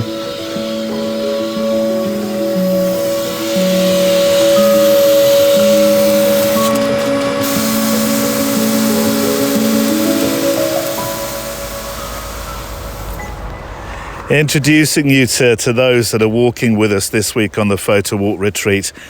And this is shameless, but I'll say it anyway. If you like what you hear this week and you like the adventure that we're making, there's 2 further photo walks to come that I can tell you about right now, possibly another that I might tease you about at the start of 2024. But, at the start of 2024, we will be going to the Gambia in Africa, West Africa. Beautiful. Looking forward to that. We will be coming back to Inverness. The dates are already in the diary. We're coming back next year. You and I, hopefully together. I know Carl's coming. He's already booked his place. And so we're coming back to Inverness next year. But we're in Inverness now.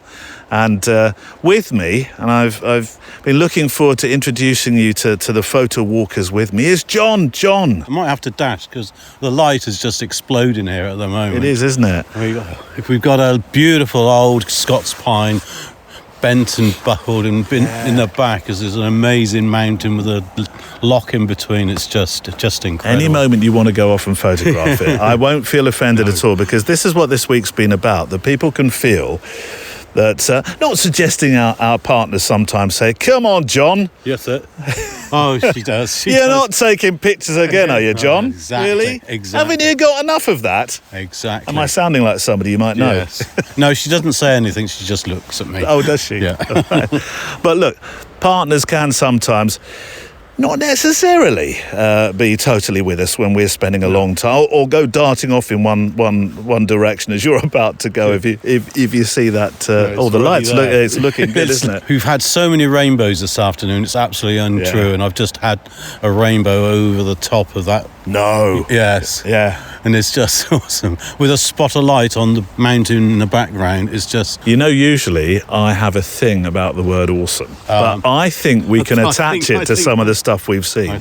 Today, I think so, yeah. Although I did start at one stage, I thought, not another blooming rainbow. I know. I saw a double rainbow. Oh, not another one. Double. Yeah, oh. Really? Another double? Oh, dear. Anyway, look, I'm really pleased that you joined us. Yeah. We've spoken many times before by letter. I don't call it email, No. By letter. What brought you here? Well, one of the reasons is it gave me a chance to visit my 91-year-old aunt. Who lives in Aberlour, just 3/4 an hour away. It's beautiful as well. It is beautiful. Yeah. And I didn't know what to expect, 91-year-old, but she was waiting for me at the door. Fantastic. Coffee on, and she was bright as a button, absolutely wonderful. Unfortunately, her husband, who was Dr. Jimmy Lawrence, who used to be the local GP there, he died during COVID. Oh. The family were able to go up to Ben Rinnis, which is the mountain that overlooks Aberlour and Spey Valley. Yeah. And they sprinkled his ashes up there. Oh, this is this incredible picture you made on the way up here. Yeah, that's quite a sweet. Can you talk us through that picture? Yeah, I will. And my auntie can look through the kitchen window and see Ben Rinnis and the crag where her husband is, and she says hello to him. As I was driving away, she told me to go. She'd had enough. I think you're allowed to do that when you're 91. Yeah. And I thought I'd just pull over into this little track to phone my wife up. I got out of the car, spoke to my wife, and all of a sudden the wind just started howling down through the valley. Wow. And I turned round, and over Ben Rinnis was this incredible cloud with light coming out of it, as if to say, "See you, nephew." Yeah. Yeah, it put the hairs on the back of my neck. Yeah, it did. And I got a couple of shots. It doesn't really do it just. It was just that moment of absolute I don't know. When you told us about it and you showed us the picture, and if you don't mind, can we show that on the show page? Yeah, sure, can do. Yeah. It really does tell the story of that particular moment, doesn't it? You can't tell that it's a high mountain because I didn't have the right lens. It only lasts seconds. Yeah. But you can see the crag on the left third, Well, a lot of, it's interesting when you say that the weather can change so quickly. We've experienced that this week, haven't we? Incredible. It changed every 5 minutes today. Yeah. Every 5 minutes. At the moment, it's gorgeous sunshine, sun on your back. You wouldn't think, but we've had incredible wind whistling down through the loch. Yeah. Don't call it a lake. No. Did you see that arrow that came through the loch earlier? I saw the back of it, and I got a photo of it with those two likely lads in their canoe. Oh, yes. I don't know what they were up to. Well, no, the night before, they say, I mean, you're an angler. Yeah. So you'll be used to people maybe embellishing the size of things. Perhaps. I'm not suggesting that you ever have. But they said, 60-mile-an-hour winds last night. Well, they went out on the loch. What? In those canoes. Oh, no. Well, one sank, didn't it, as it came past us? Well, that's what I was thinking. Yeah. That was in by the shoreline, wasn't it? I know. It was just hilarious. He said, I ended up in the middle of the loch, and I was thinking, oh, my... And I saw that the weird thing was about the what I saw was it was almost like a jet fighter had gone down the loch. It was very, very low and parted the waters. Now, if I was on Loch Ness, I might have started a conspiracy theory or a sighting theory. But no, it was just incredible, wasn't it? That how the weather can change, how the winds can change. The winds just pick up, don't they? Yeah. I just got the back end of that with the likely lads in the foreground. I didn't actually see the arrow going down, but I could hear it. Yeah, God. Amazing. Maybe the monster's mate is in here. Well, maybe. Yeah, maybe. It's a big old lake. Loch. So, photography then, what does it... this is very, very closely allied to a question I ask when I say, what's your why? So perhaps you can try and separate the two. What does photography bring for you? What has it done for you? You've been photographing a long time now. Yeah, I've been photographing really all my life. Yeah.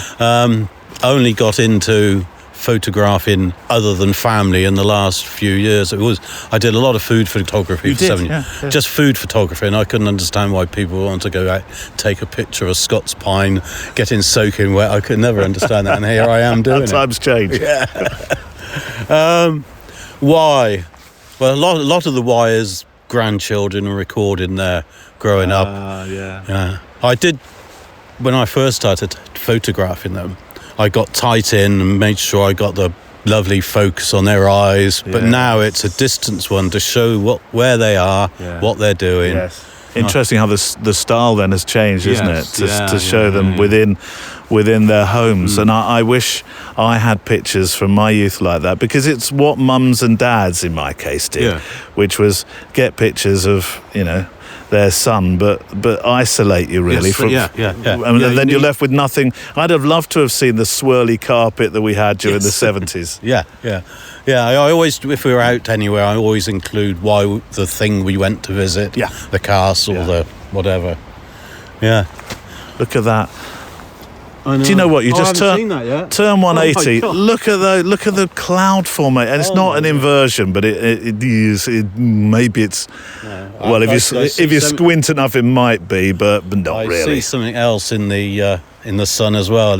What do you see? Midges. Oh god, yeah, the midget. But it's okay because thanks to Smidge, ting, and our head nets, if we need them, we are safe. The UK's #1 midge repellent. Look at the sun's coming out as well with the midges. All right, look, I know you want to take some pictures, so I'm going to ask you one last question. And it is the why question. Why? Yeah, why? What is your why? Now, that can be creative, it could be personal. I think it's moved over to be creative now, actually. The why before was recording history, family things, fishing. But now I'm creative. I'm doing a lot of black and white, noir, black square crop. Yes, you do. Yeah. Minimalist. Yeah. I've got some amazing minimalist shots this week. I'm really looking forward to processing them. Yeah. My why, though, there's no, just creative, I think, Yeah. because I can't do anything else. Amazing how I many can people cook. say that. You can cook. Oh, yeah, I can cook, Yeah, yeah, you can. Look at that. Right, go on. Photograph. Okay, cheers. I've lost my job. Just up from the Culloden battlefields is Clava Cairns, which is where we've come next. A lot of tourists here. We've sort of been off the beaten track a bit with where we've gone so far. I forgot there were other people that were interested in history. Yes. What's significant about this, and I know in a moment I'm going to talk to Kelly about the split stone, because there's another significance for her in terms of the movies and books, but this is almost 4,000 years old in places, isn't it? Well, in fact, it's probably a bit older in some places. So here we've got a group of chambered burial cairns which date back probably to the Bronze Age. Right. So we're looking about 2,500 years ago minimum. Right. But there is also evidence of earlier occupation here, so that takes us back into the Neolithic. Goodness. So yeah, it's a very old place. What is a cairn? It's a big pile of stones, essentially. So these ones are chambered cairns, and they're very large ones. So around the outside you have a ring of upright, what we call orthostats, they're quite large stones, and they contain a chamber within the tomb, so they're essentially tombs. And then on top of that is a big pile of rock. So they would have been quite significant within the landscape. They would have been visible from quite a distance. Right. Who would be buried here? Well, surely not everybody. Well, some cairns, yes, you would maybe get lots of different people, and So a community, perhaps. a community. And in some places, they actually divided the bodies up. So they put all the long bones in one place, they put all the skulls in another place. Wow. So what the cosmology, what their belief system behind that was, we don't know, but it's something that happened quite a lot up in Orkney. And the stones that I see around them, I mean, I hear the tour guides going around talking a lot about pagan this and pagan that. And I made a face and walked off. You weren't too happy with some of it, but I would assume there's a religious significance to the stones that are around these cairns. You're talking about the large stones. Yeah. We just don't know. I mean, we can make So up. it is guessing. It is guessing. Yeah. You know, one story is almost as good as another one. We don't actually know. We just put our own interpretations. Did you on buy them. the idea that one of them was a sundial then? No, I can tell no. Not sure about that. But some of them are positioned in such a way that at the winter solstice, I can't remember if it's sunrise or sunset, but the sun will go down the entranceway of the chambered tomb and light up the stone at the back. Oh, right, okay. So they were looking at how the planets and the sun moved around. Yeah, And things are positioned in such a way, but the significance behind it, we don't know. And talking about a sundial, that's putting almost our knowledge onto what they've done. Maybe it was something that was used for tracking. But worshipping the sun, you can understand how they might have built one that was essentially an entrance for the sun to but we don't know line that. up with. But it wasn't necessarily a sundial for telling time. No, and we don't know purposes that they were worshipping the sun. It maybe had some significance in terms of the change in the seasons and that new life was going to start again. So you're doing it now. I'm doing it now, I know. Well, it's the good old archaeologist fallback ritual. Yeah. It's a shame that, I mean, I was reading something on the way in that suggested that in the Victorian times they were rather flippant about this history and started digging it up. Oh, the Victorians were well known for mining their way into things and extracting the bits and pieces that they found really interesting, whereas these days it's more about finding the context of the whole place, not just removing the pretty things. Yeah. Fascinating place. What have you been making pictures of, Raja? Everything except the cairns.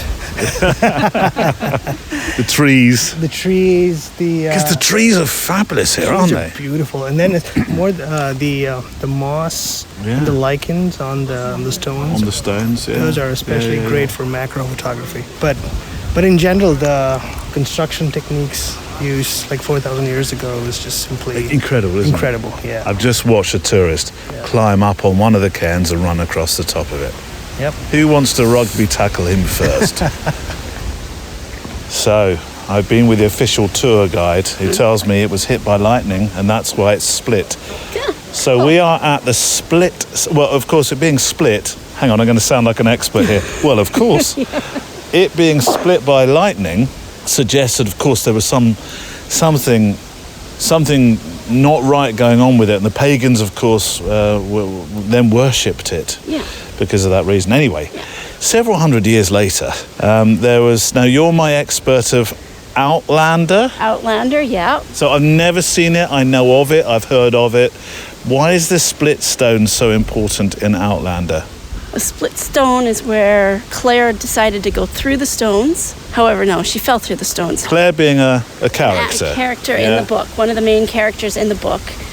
She was out for a walk one day, was collecting, I believe, plants in the book. Yeah. Was at a standing circle and accidentally went through the stones.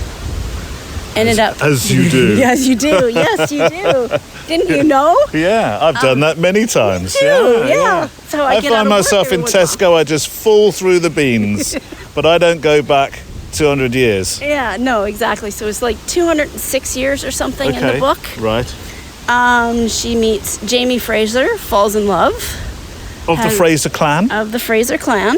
Yeah. So that's why there's all those flowers, extra flowers around that clan, because everybody believes they're giving him flowers. Oh, so at Culloden battleground, where the Fraser clan fought and took heavy losses, there is a stone for the Fraser clan that had loads of flowers on it. And there was me thinking, well, that must just be because of the modern day Fraser clan have come and paid their respects. I'm sure that there is. Which I'm sure they do, but perhaps it's more likely that it has something to do with this story. Yes, it does.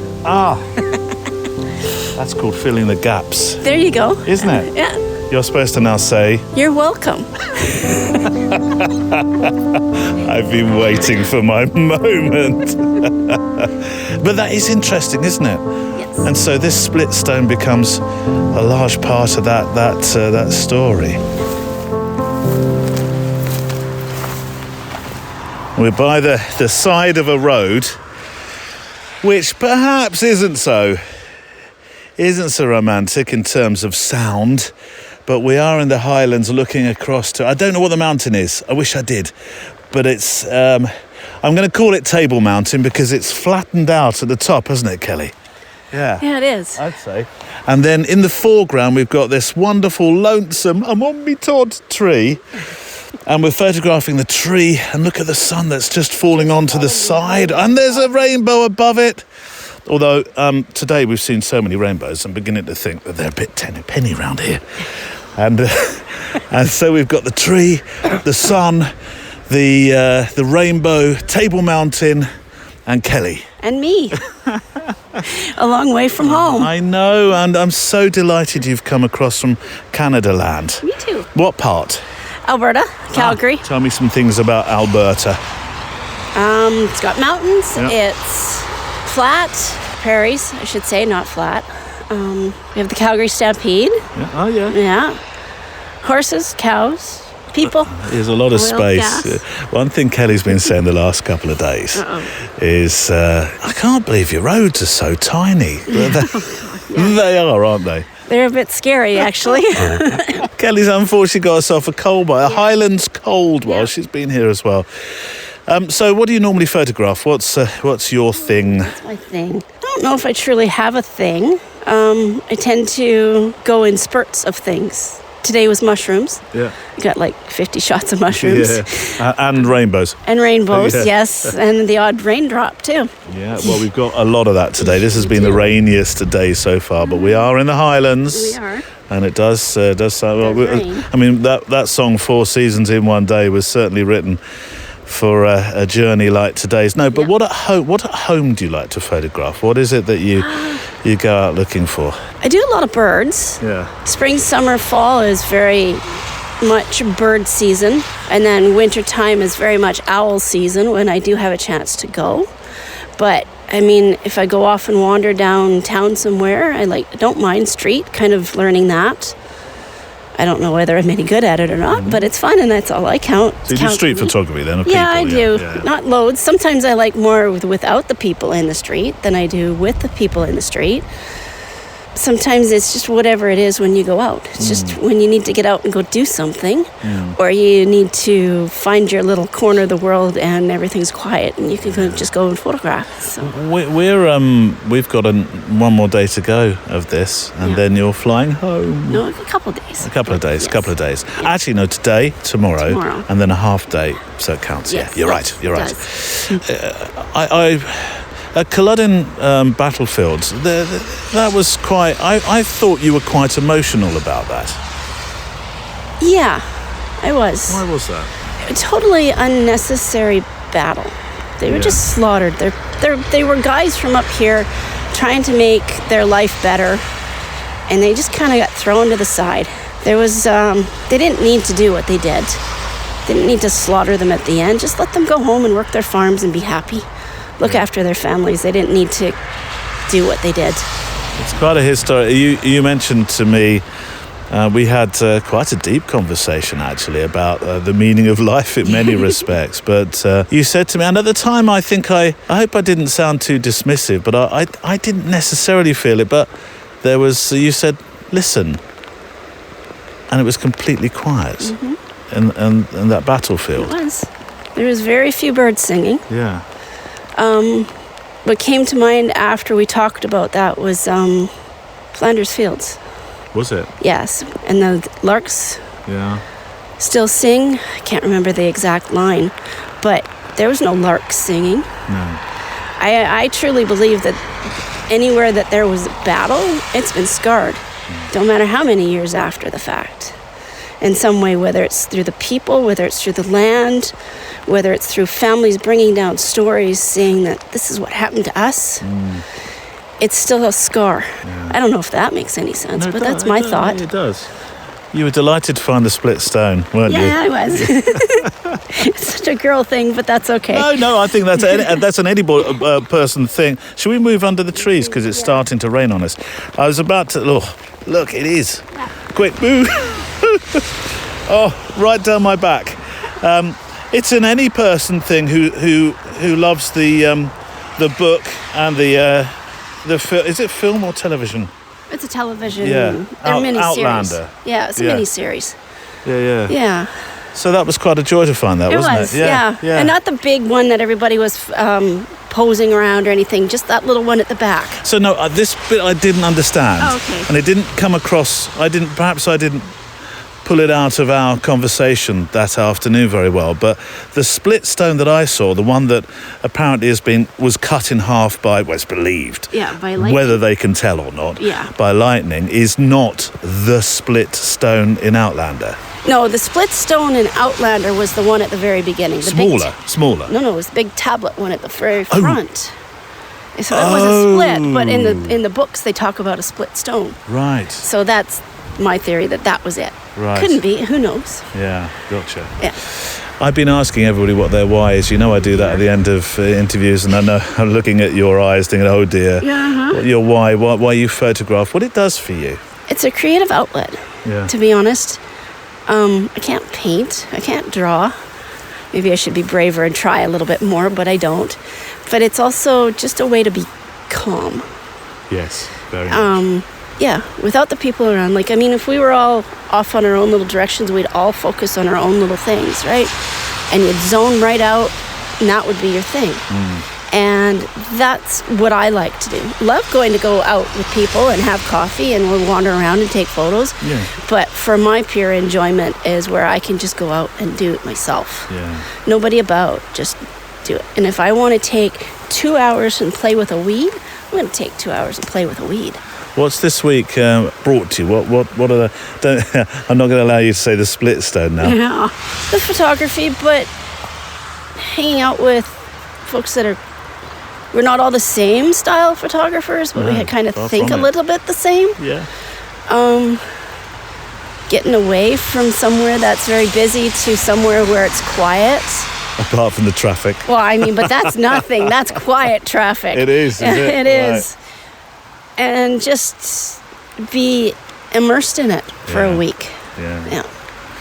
We're at Loch Marie, actually, as I talked to Kelly, and the tree. We've been talking about this tree. I think we've been eulogising about this tree. I'm not sure. Have we overdone the tree? No, that was great. This lonesome tree that stands but a all by itself. With the sun behind it, wasn't that phenomenal? Yes. You know, even though it was raining and you could see the rain and everything, and the bit of a rainbow on the other side, and the sun lighting up the background, so hopefully those photos worked. Yeah. But yes, that's a great tree. Do you know what I'm seeing here as well? Because I'm seeing it's no vignette all the way around, but it's kind of vignetted by the branches that are low hanging from whatever this tree is. Look at this tree. Is this a yew? Incredible. I have no idea. You're talking to the wrong person.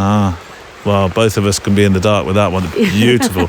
I mean, the structure of these branches. Where's a mallee when you need one? He's over the hill, somewhere over the hill. We might have to drag him back to somewhere over the rainbow these days with the rainbows we've seen today. But look how it's vignetted here. Mm-hmm. Do you know what I'm going to take? Can I ask you to hold the camera? Hold the camera? Not the camera. Need that for the picture. Hold the microphone. Sure. Like that. Okay. Just like that. And I'm going to do one of my famous talk-throughs. I've got rain on the lens, unfortunately. I'm using the X Pro 1 with my vintage lens. So Tim Binder, if you are listening, it's the gift that never stops giving. Where am I? 500th of a second, f5.6. I'm on ISO 640, and I'm using the tree as a shield on one side to form my vignette. I don't have anything on the left-hand side of my frame to make the vignette, but I do have a top and I do have a bottom, as in foreground of branches and heather, and I'm going to make that picture. There we go. Review. I don't know, what do you think? A little less tree. Come this way more. It's quite nice to have a person in the foreground. Yeah, gives it a little more depth, doesn't it? There we go. I think you were right. Don't give me that am I always look. Kelly, it's been an absolute joy to have you here. It's been lots of fun. I really enjoyed it. I saw you got the Highland Cold Wave in here, eh? But gift that keeps on giving. It is. It's just like Tim Binder's lens. Yep, there you go. Thursday morning. One of the important things of the week has been the amazing food we have all looked or listened. Mushrooms. The food that we've been having, and we've got tonight, Lynn, remind me, salmon night tonight, isn't it? And tomorrow is Scottish... Balmoral chicken with haggis. Balmoral chicken with haggis. Oh, that's one of my favourites. I might stay another month or three just to continue eating that. But it's a Scottish, Thursday morning, Scottish breakfast before we head out to Loch Marie. We've got a day of walking. And one of the most beautiful... Why have you chosen Marie, by the way? Because most people would say, why aren't you going to Loch Ness? I think I know, because I think Marie is more attractive than Ness. It is. It's much more scenic, and I think it's better for photography. And we've got all the beautiful Scots pine trees over at Loch Marie, as well as the mountains. It's just gorgeous. And there'll be less people there as well. And last year we got bitted to smithereens by the midges, but this year, with my thanks to Smidge, ding, mention, and the head nets, we are protected. The UK's #1 midge repellent. See, I remembered. I've been reading them, been reading the instructions. So food. Sorry, John. Food. What are we making? It's a hearty breakfast. It's a hearty breakfast. I'm just prepping the mushrooms. Tomatoes are in the oven. Big pan of beans. We've got sliced haggis, which you fry, apparently. I don't know. I've never been there before. Have you never fried haggis before? No. John is you've made some beautiful meals for us this week, or one actually. I remember it though. Spaghetti bolognese. Oh, it was the welcoming meal, and I loved it. Not very Scottish, mind. No. So we got haggis, And we got black pudding. Yeah. Smoked and unsmoked bacon. Yes. Eggs. Yeah. And something else I've never seen before. What's this? Potato scones, potato cakes. Potato cakes. Is potato cakes particularly Scottish then? Is it, Lynn? I think so. Tatty scones. It was a way of using up mashed potato that's left over from the night before. What goes into a haggis, by the way? Lots of things. That you don't want to. It's awful. I'm getting the eye. Don't ask. It's awful. It's awful. No, it's very nice, I thought. Here till Wednesday. Actually, no, it's Thursday. I got that wrong. So, well, good luck, John. Thank you. Hearty breakfast and off to Loch Marie. Loch Marie, yep. And I'm going to transport us there by the magic of podcasting, like they do on YouTube. You know, you jump from one scene to another. So let's jump. The hiss and possibly the rain that you can hear is not bad audio. That's because the weather's moved in a bit. We're out photographing by one of the lochs of Scotland. This might be slightly out of order when I play you this piece, so I'm reticent to tell you which loch, but there's many around us. We've got Ness, I say just down the road, but it's quite a journey. There's Marie, various lochs that we have access to. And we're standing by one of the shorelines, and all the way from Illinois land. I'm so pleased you made the journey. When you first contacted me, I thought that must be Illinois, somewhere in Nottinghamshire, maybe in the UK. But thank you so much for coming, Roger. Thank you. Yeah, I've always been listening to the podcast, and I always wanted to be a part of it somehow. Well, you are. Yeah. You are now. You're part of it. You're part of our clan. Yeah.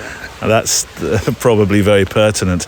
Tell me about the photography that you enjoy in America. I know you travel a bit, but what do you particularly enjoy doing at home, as it were? There's no one particular type of photography that I like. Yeah. Like, I like to shoot what I see. So in general, and that has been mostly either portraits or landscapes. Yeah.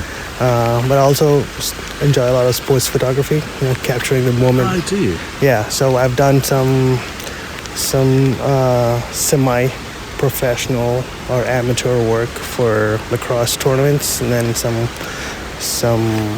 free stuff for cricket, especially at the grassroots level in the United States. Yeah. So, yeah.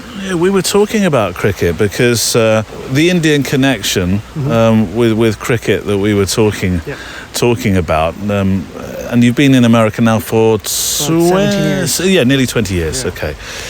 Cricket surprises me that there's a grassroots level in America that's on the up. It's coming up. It's been there, and for me, when I came here for grad school about 17 years ago, that was a place in a land of unknown. That was something that I knew, and that was my initial social connection to people around me was cricket.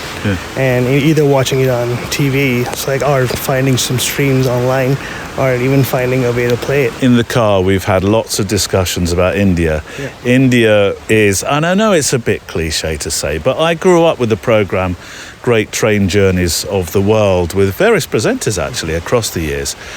And the routes I really want to take are in India because it's the way to travel, or at least it was. It is accessible, it's cheap, and it's there for everybody to use, and it's kind of the great equalizer in the Indian subcontinent. So yeah, everybody takes the train, or used to.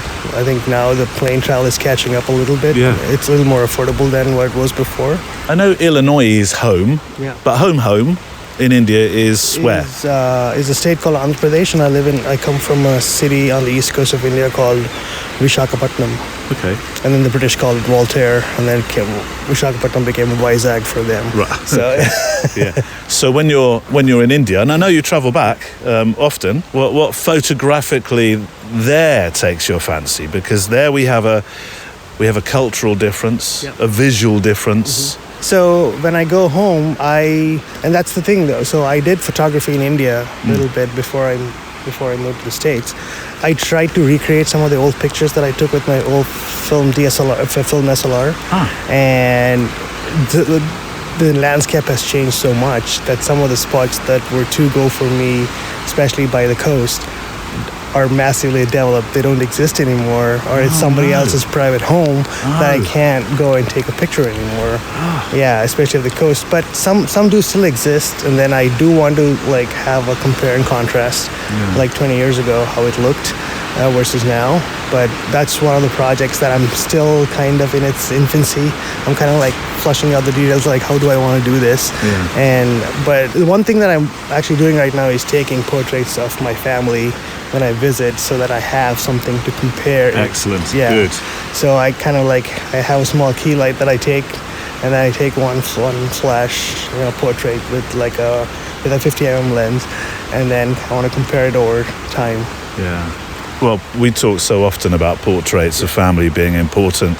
It's I think we've mentioned it maybe once, possibly twice. It's one of my favourite expressions or comparisons. The plumber that doesn't fix his own plumbing, and there we are as photographers, whether you're so-called hobbyist or professional, whatever, with that great opportunity to be a documentarian for our family, yet we don't do it. Yes. Do you want a challenge? You ready? Right, okay. Now you know this question because I ask it at the end of all interviews, and I'm going to see what range of answers we receive. You can have a few seconds to think about it if you wish. What's your why? My why is basically, I'm pretty sure I'm going to like lift somebody else's answer verbatim or pretty close to it. It helps me. For me, I find photography to be a very meditative experience, a kind of retrospection, kind of slowing everything down, whatever my shutter speed is for that shot, being able to like stop and think about why is this shot important for me, and being able to be more mindful in a way. And I also felt a sense of calm every time I'm peering through my viewfinder. Everything dies down. I don't have to look at my phone. I don't have to look at any of the notifications. I just look through the viewfinder, and which is kind of why I'm still resisting the urge to convert to a mirrorless camera. Because when I close my left eye and peer through the viewfinder, everything else, all the noise and everything else, idles out, and it's just me and the scenery of my subject, and that's it. And what I've been experiencing over the last week while I'm here is the same thing. Time passes every day. I don't realize that, like, have we walked all day? Or is it already 5 p.m.?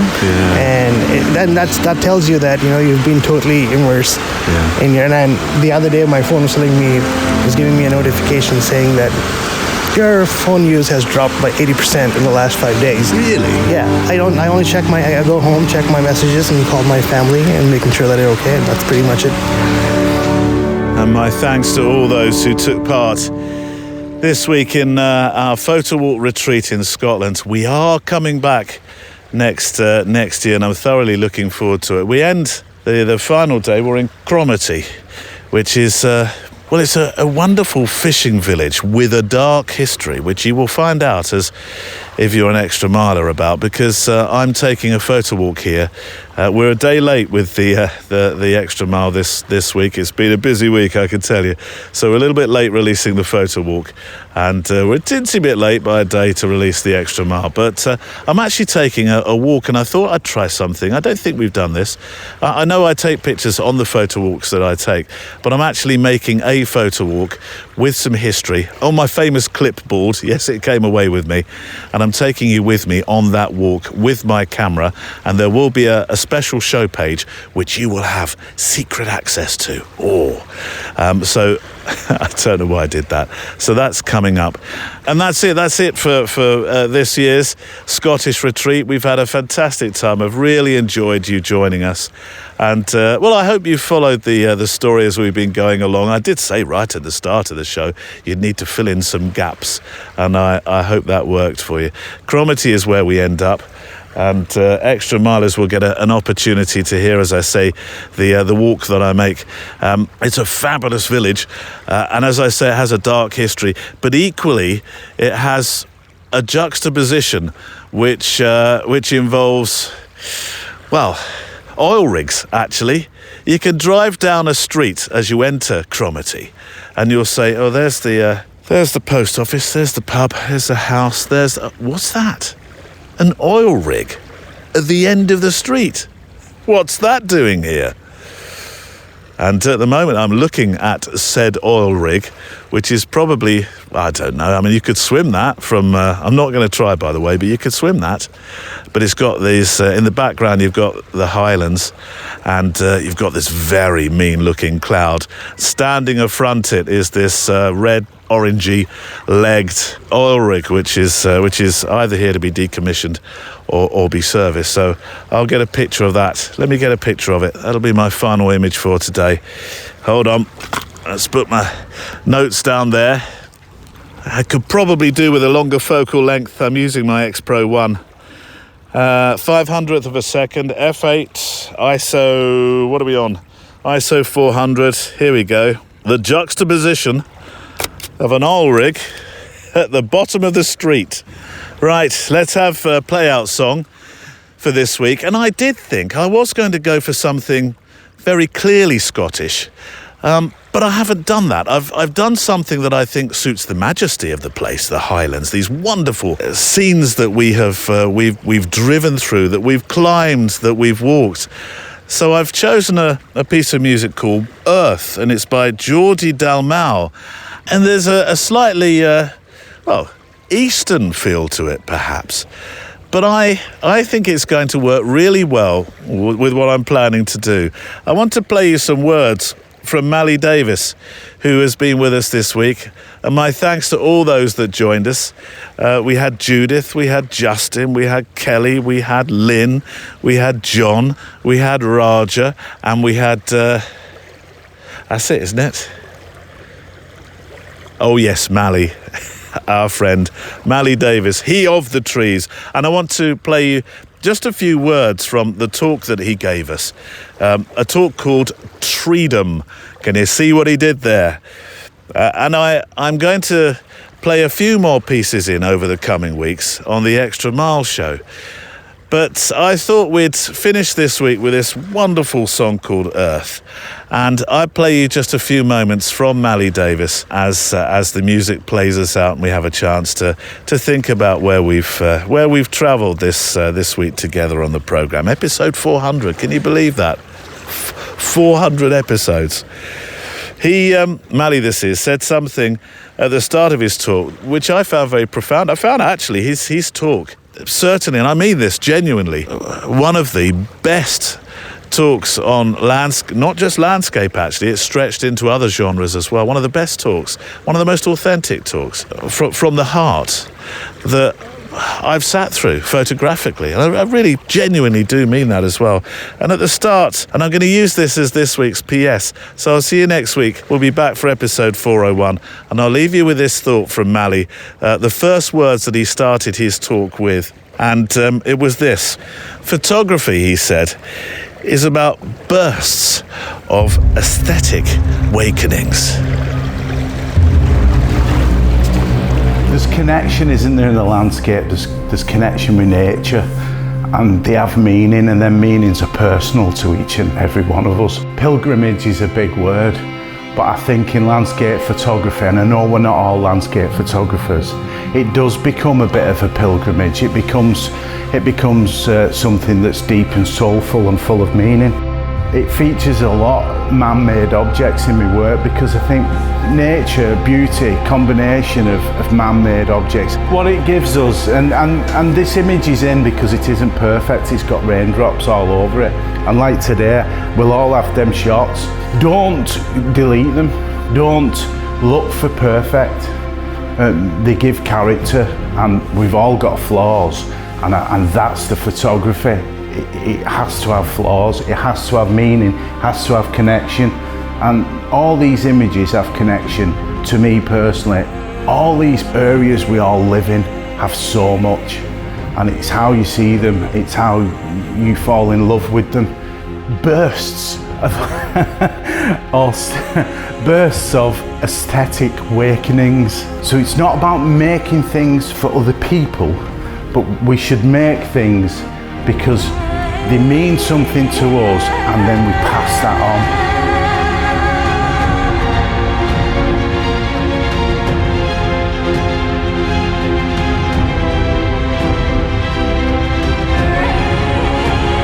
I genuinely feel that what I do has purpose and meaning, that it's not just paint by numbers, it's not about following the compositional rules. Different people come and go. As we're here now, we've made this week our community, our time, and I hope we do this again. I hope I see all of you again.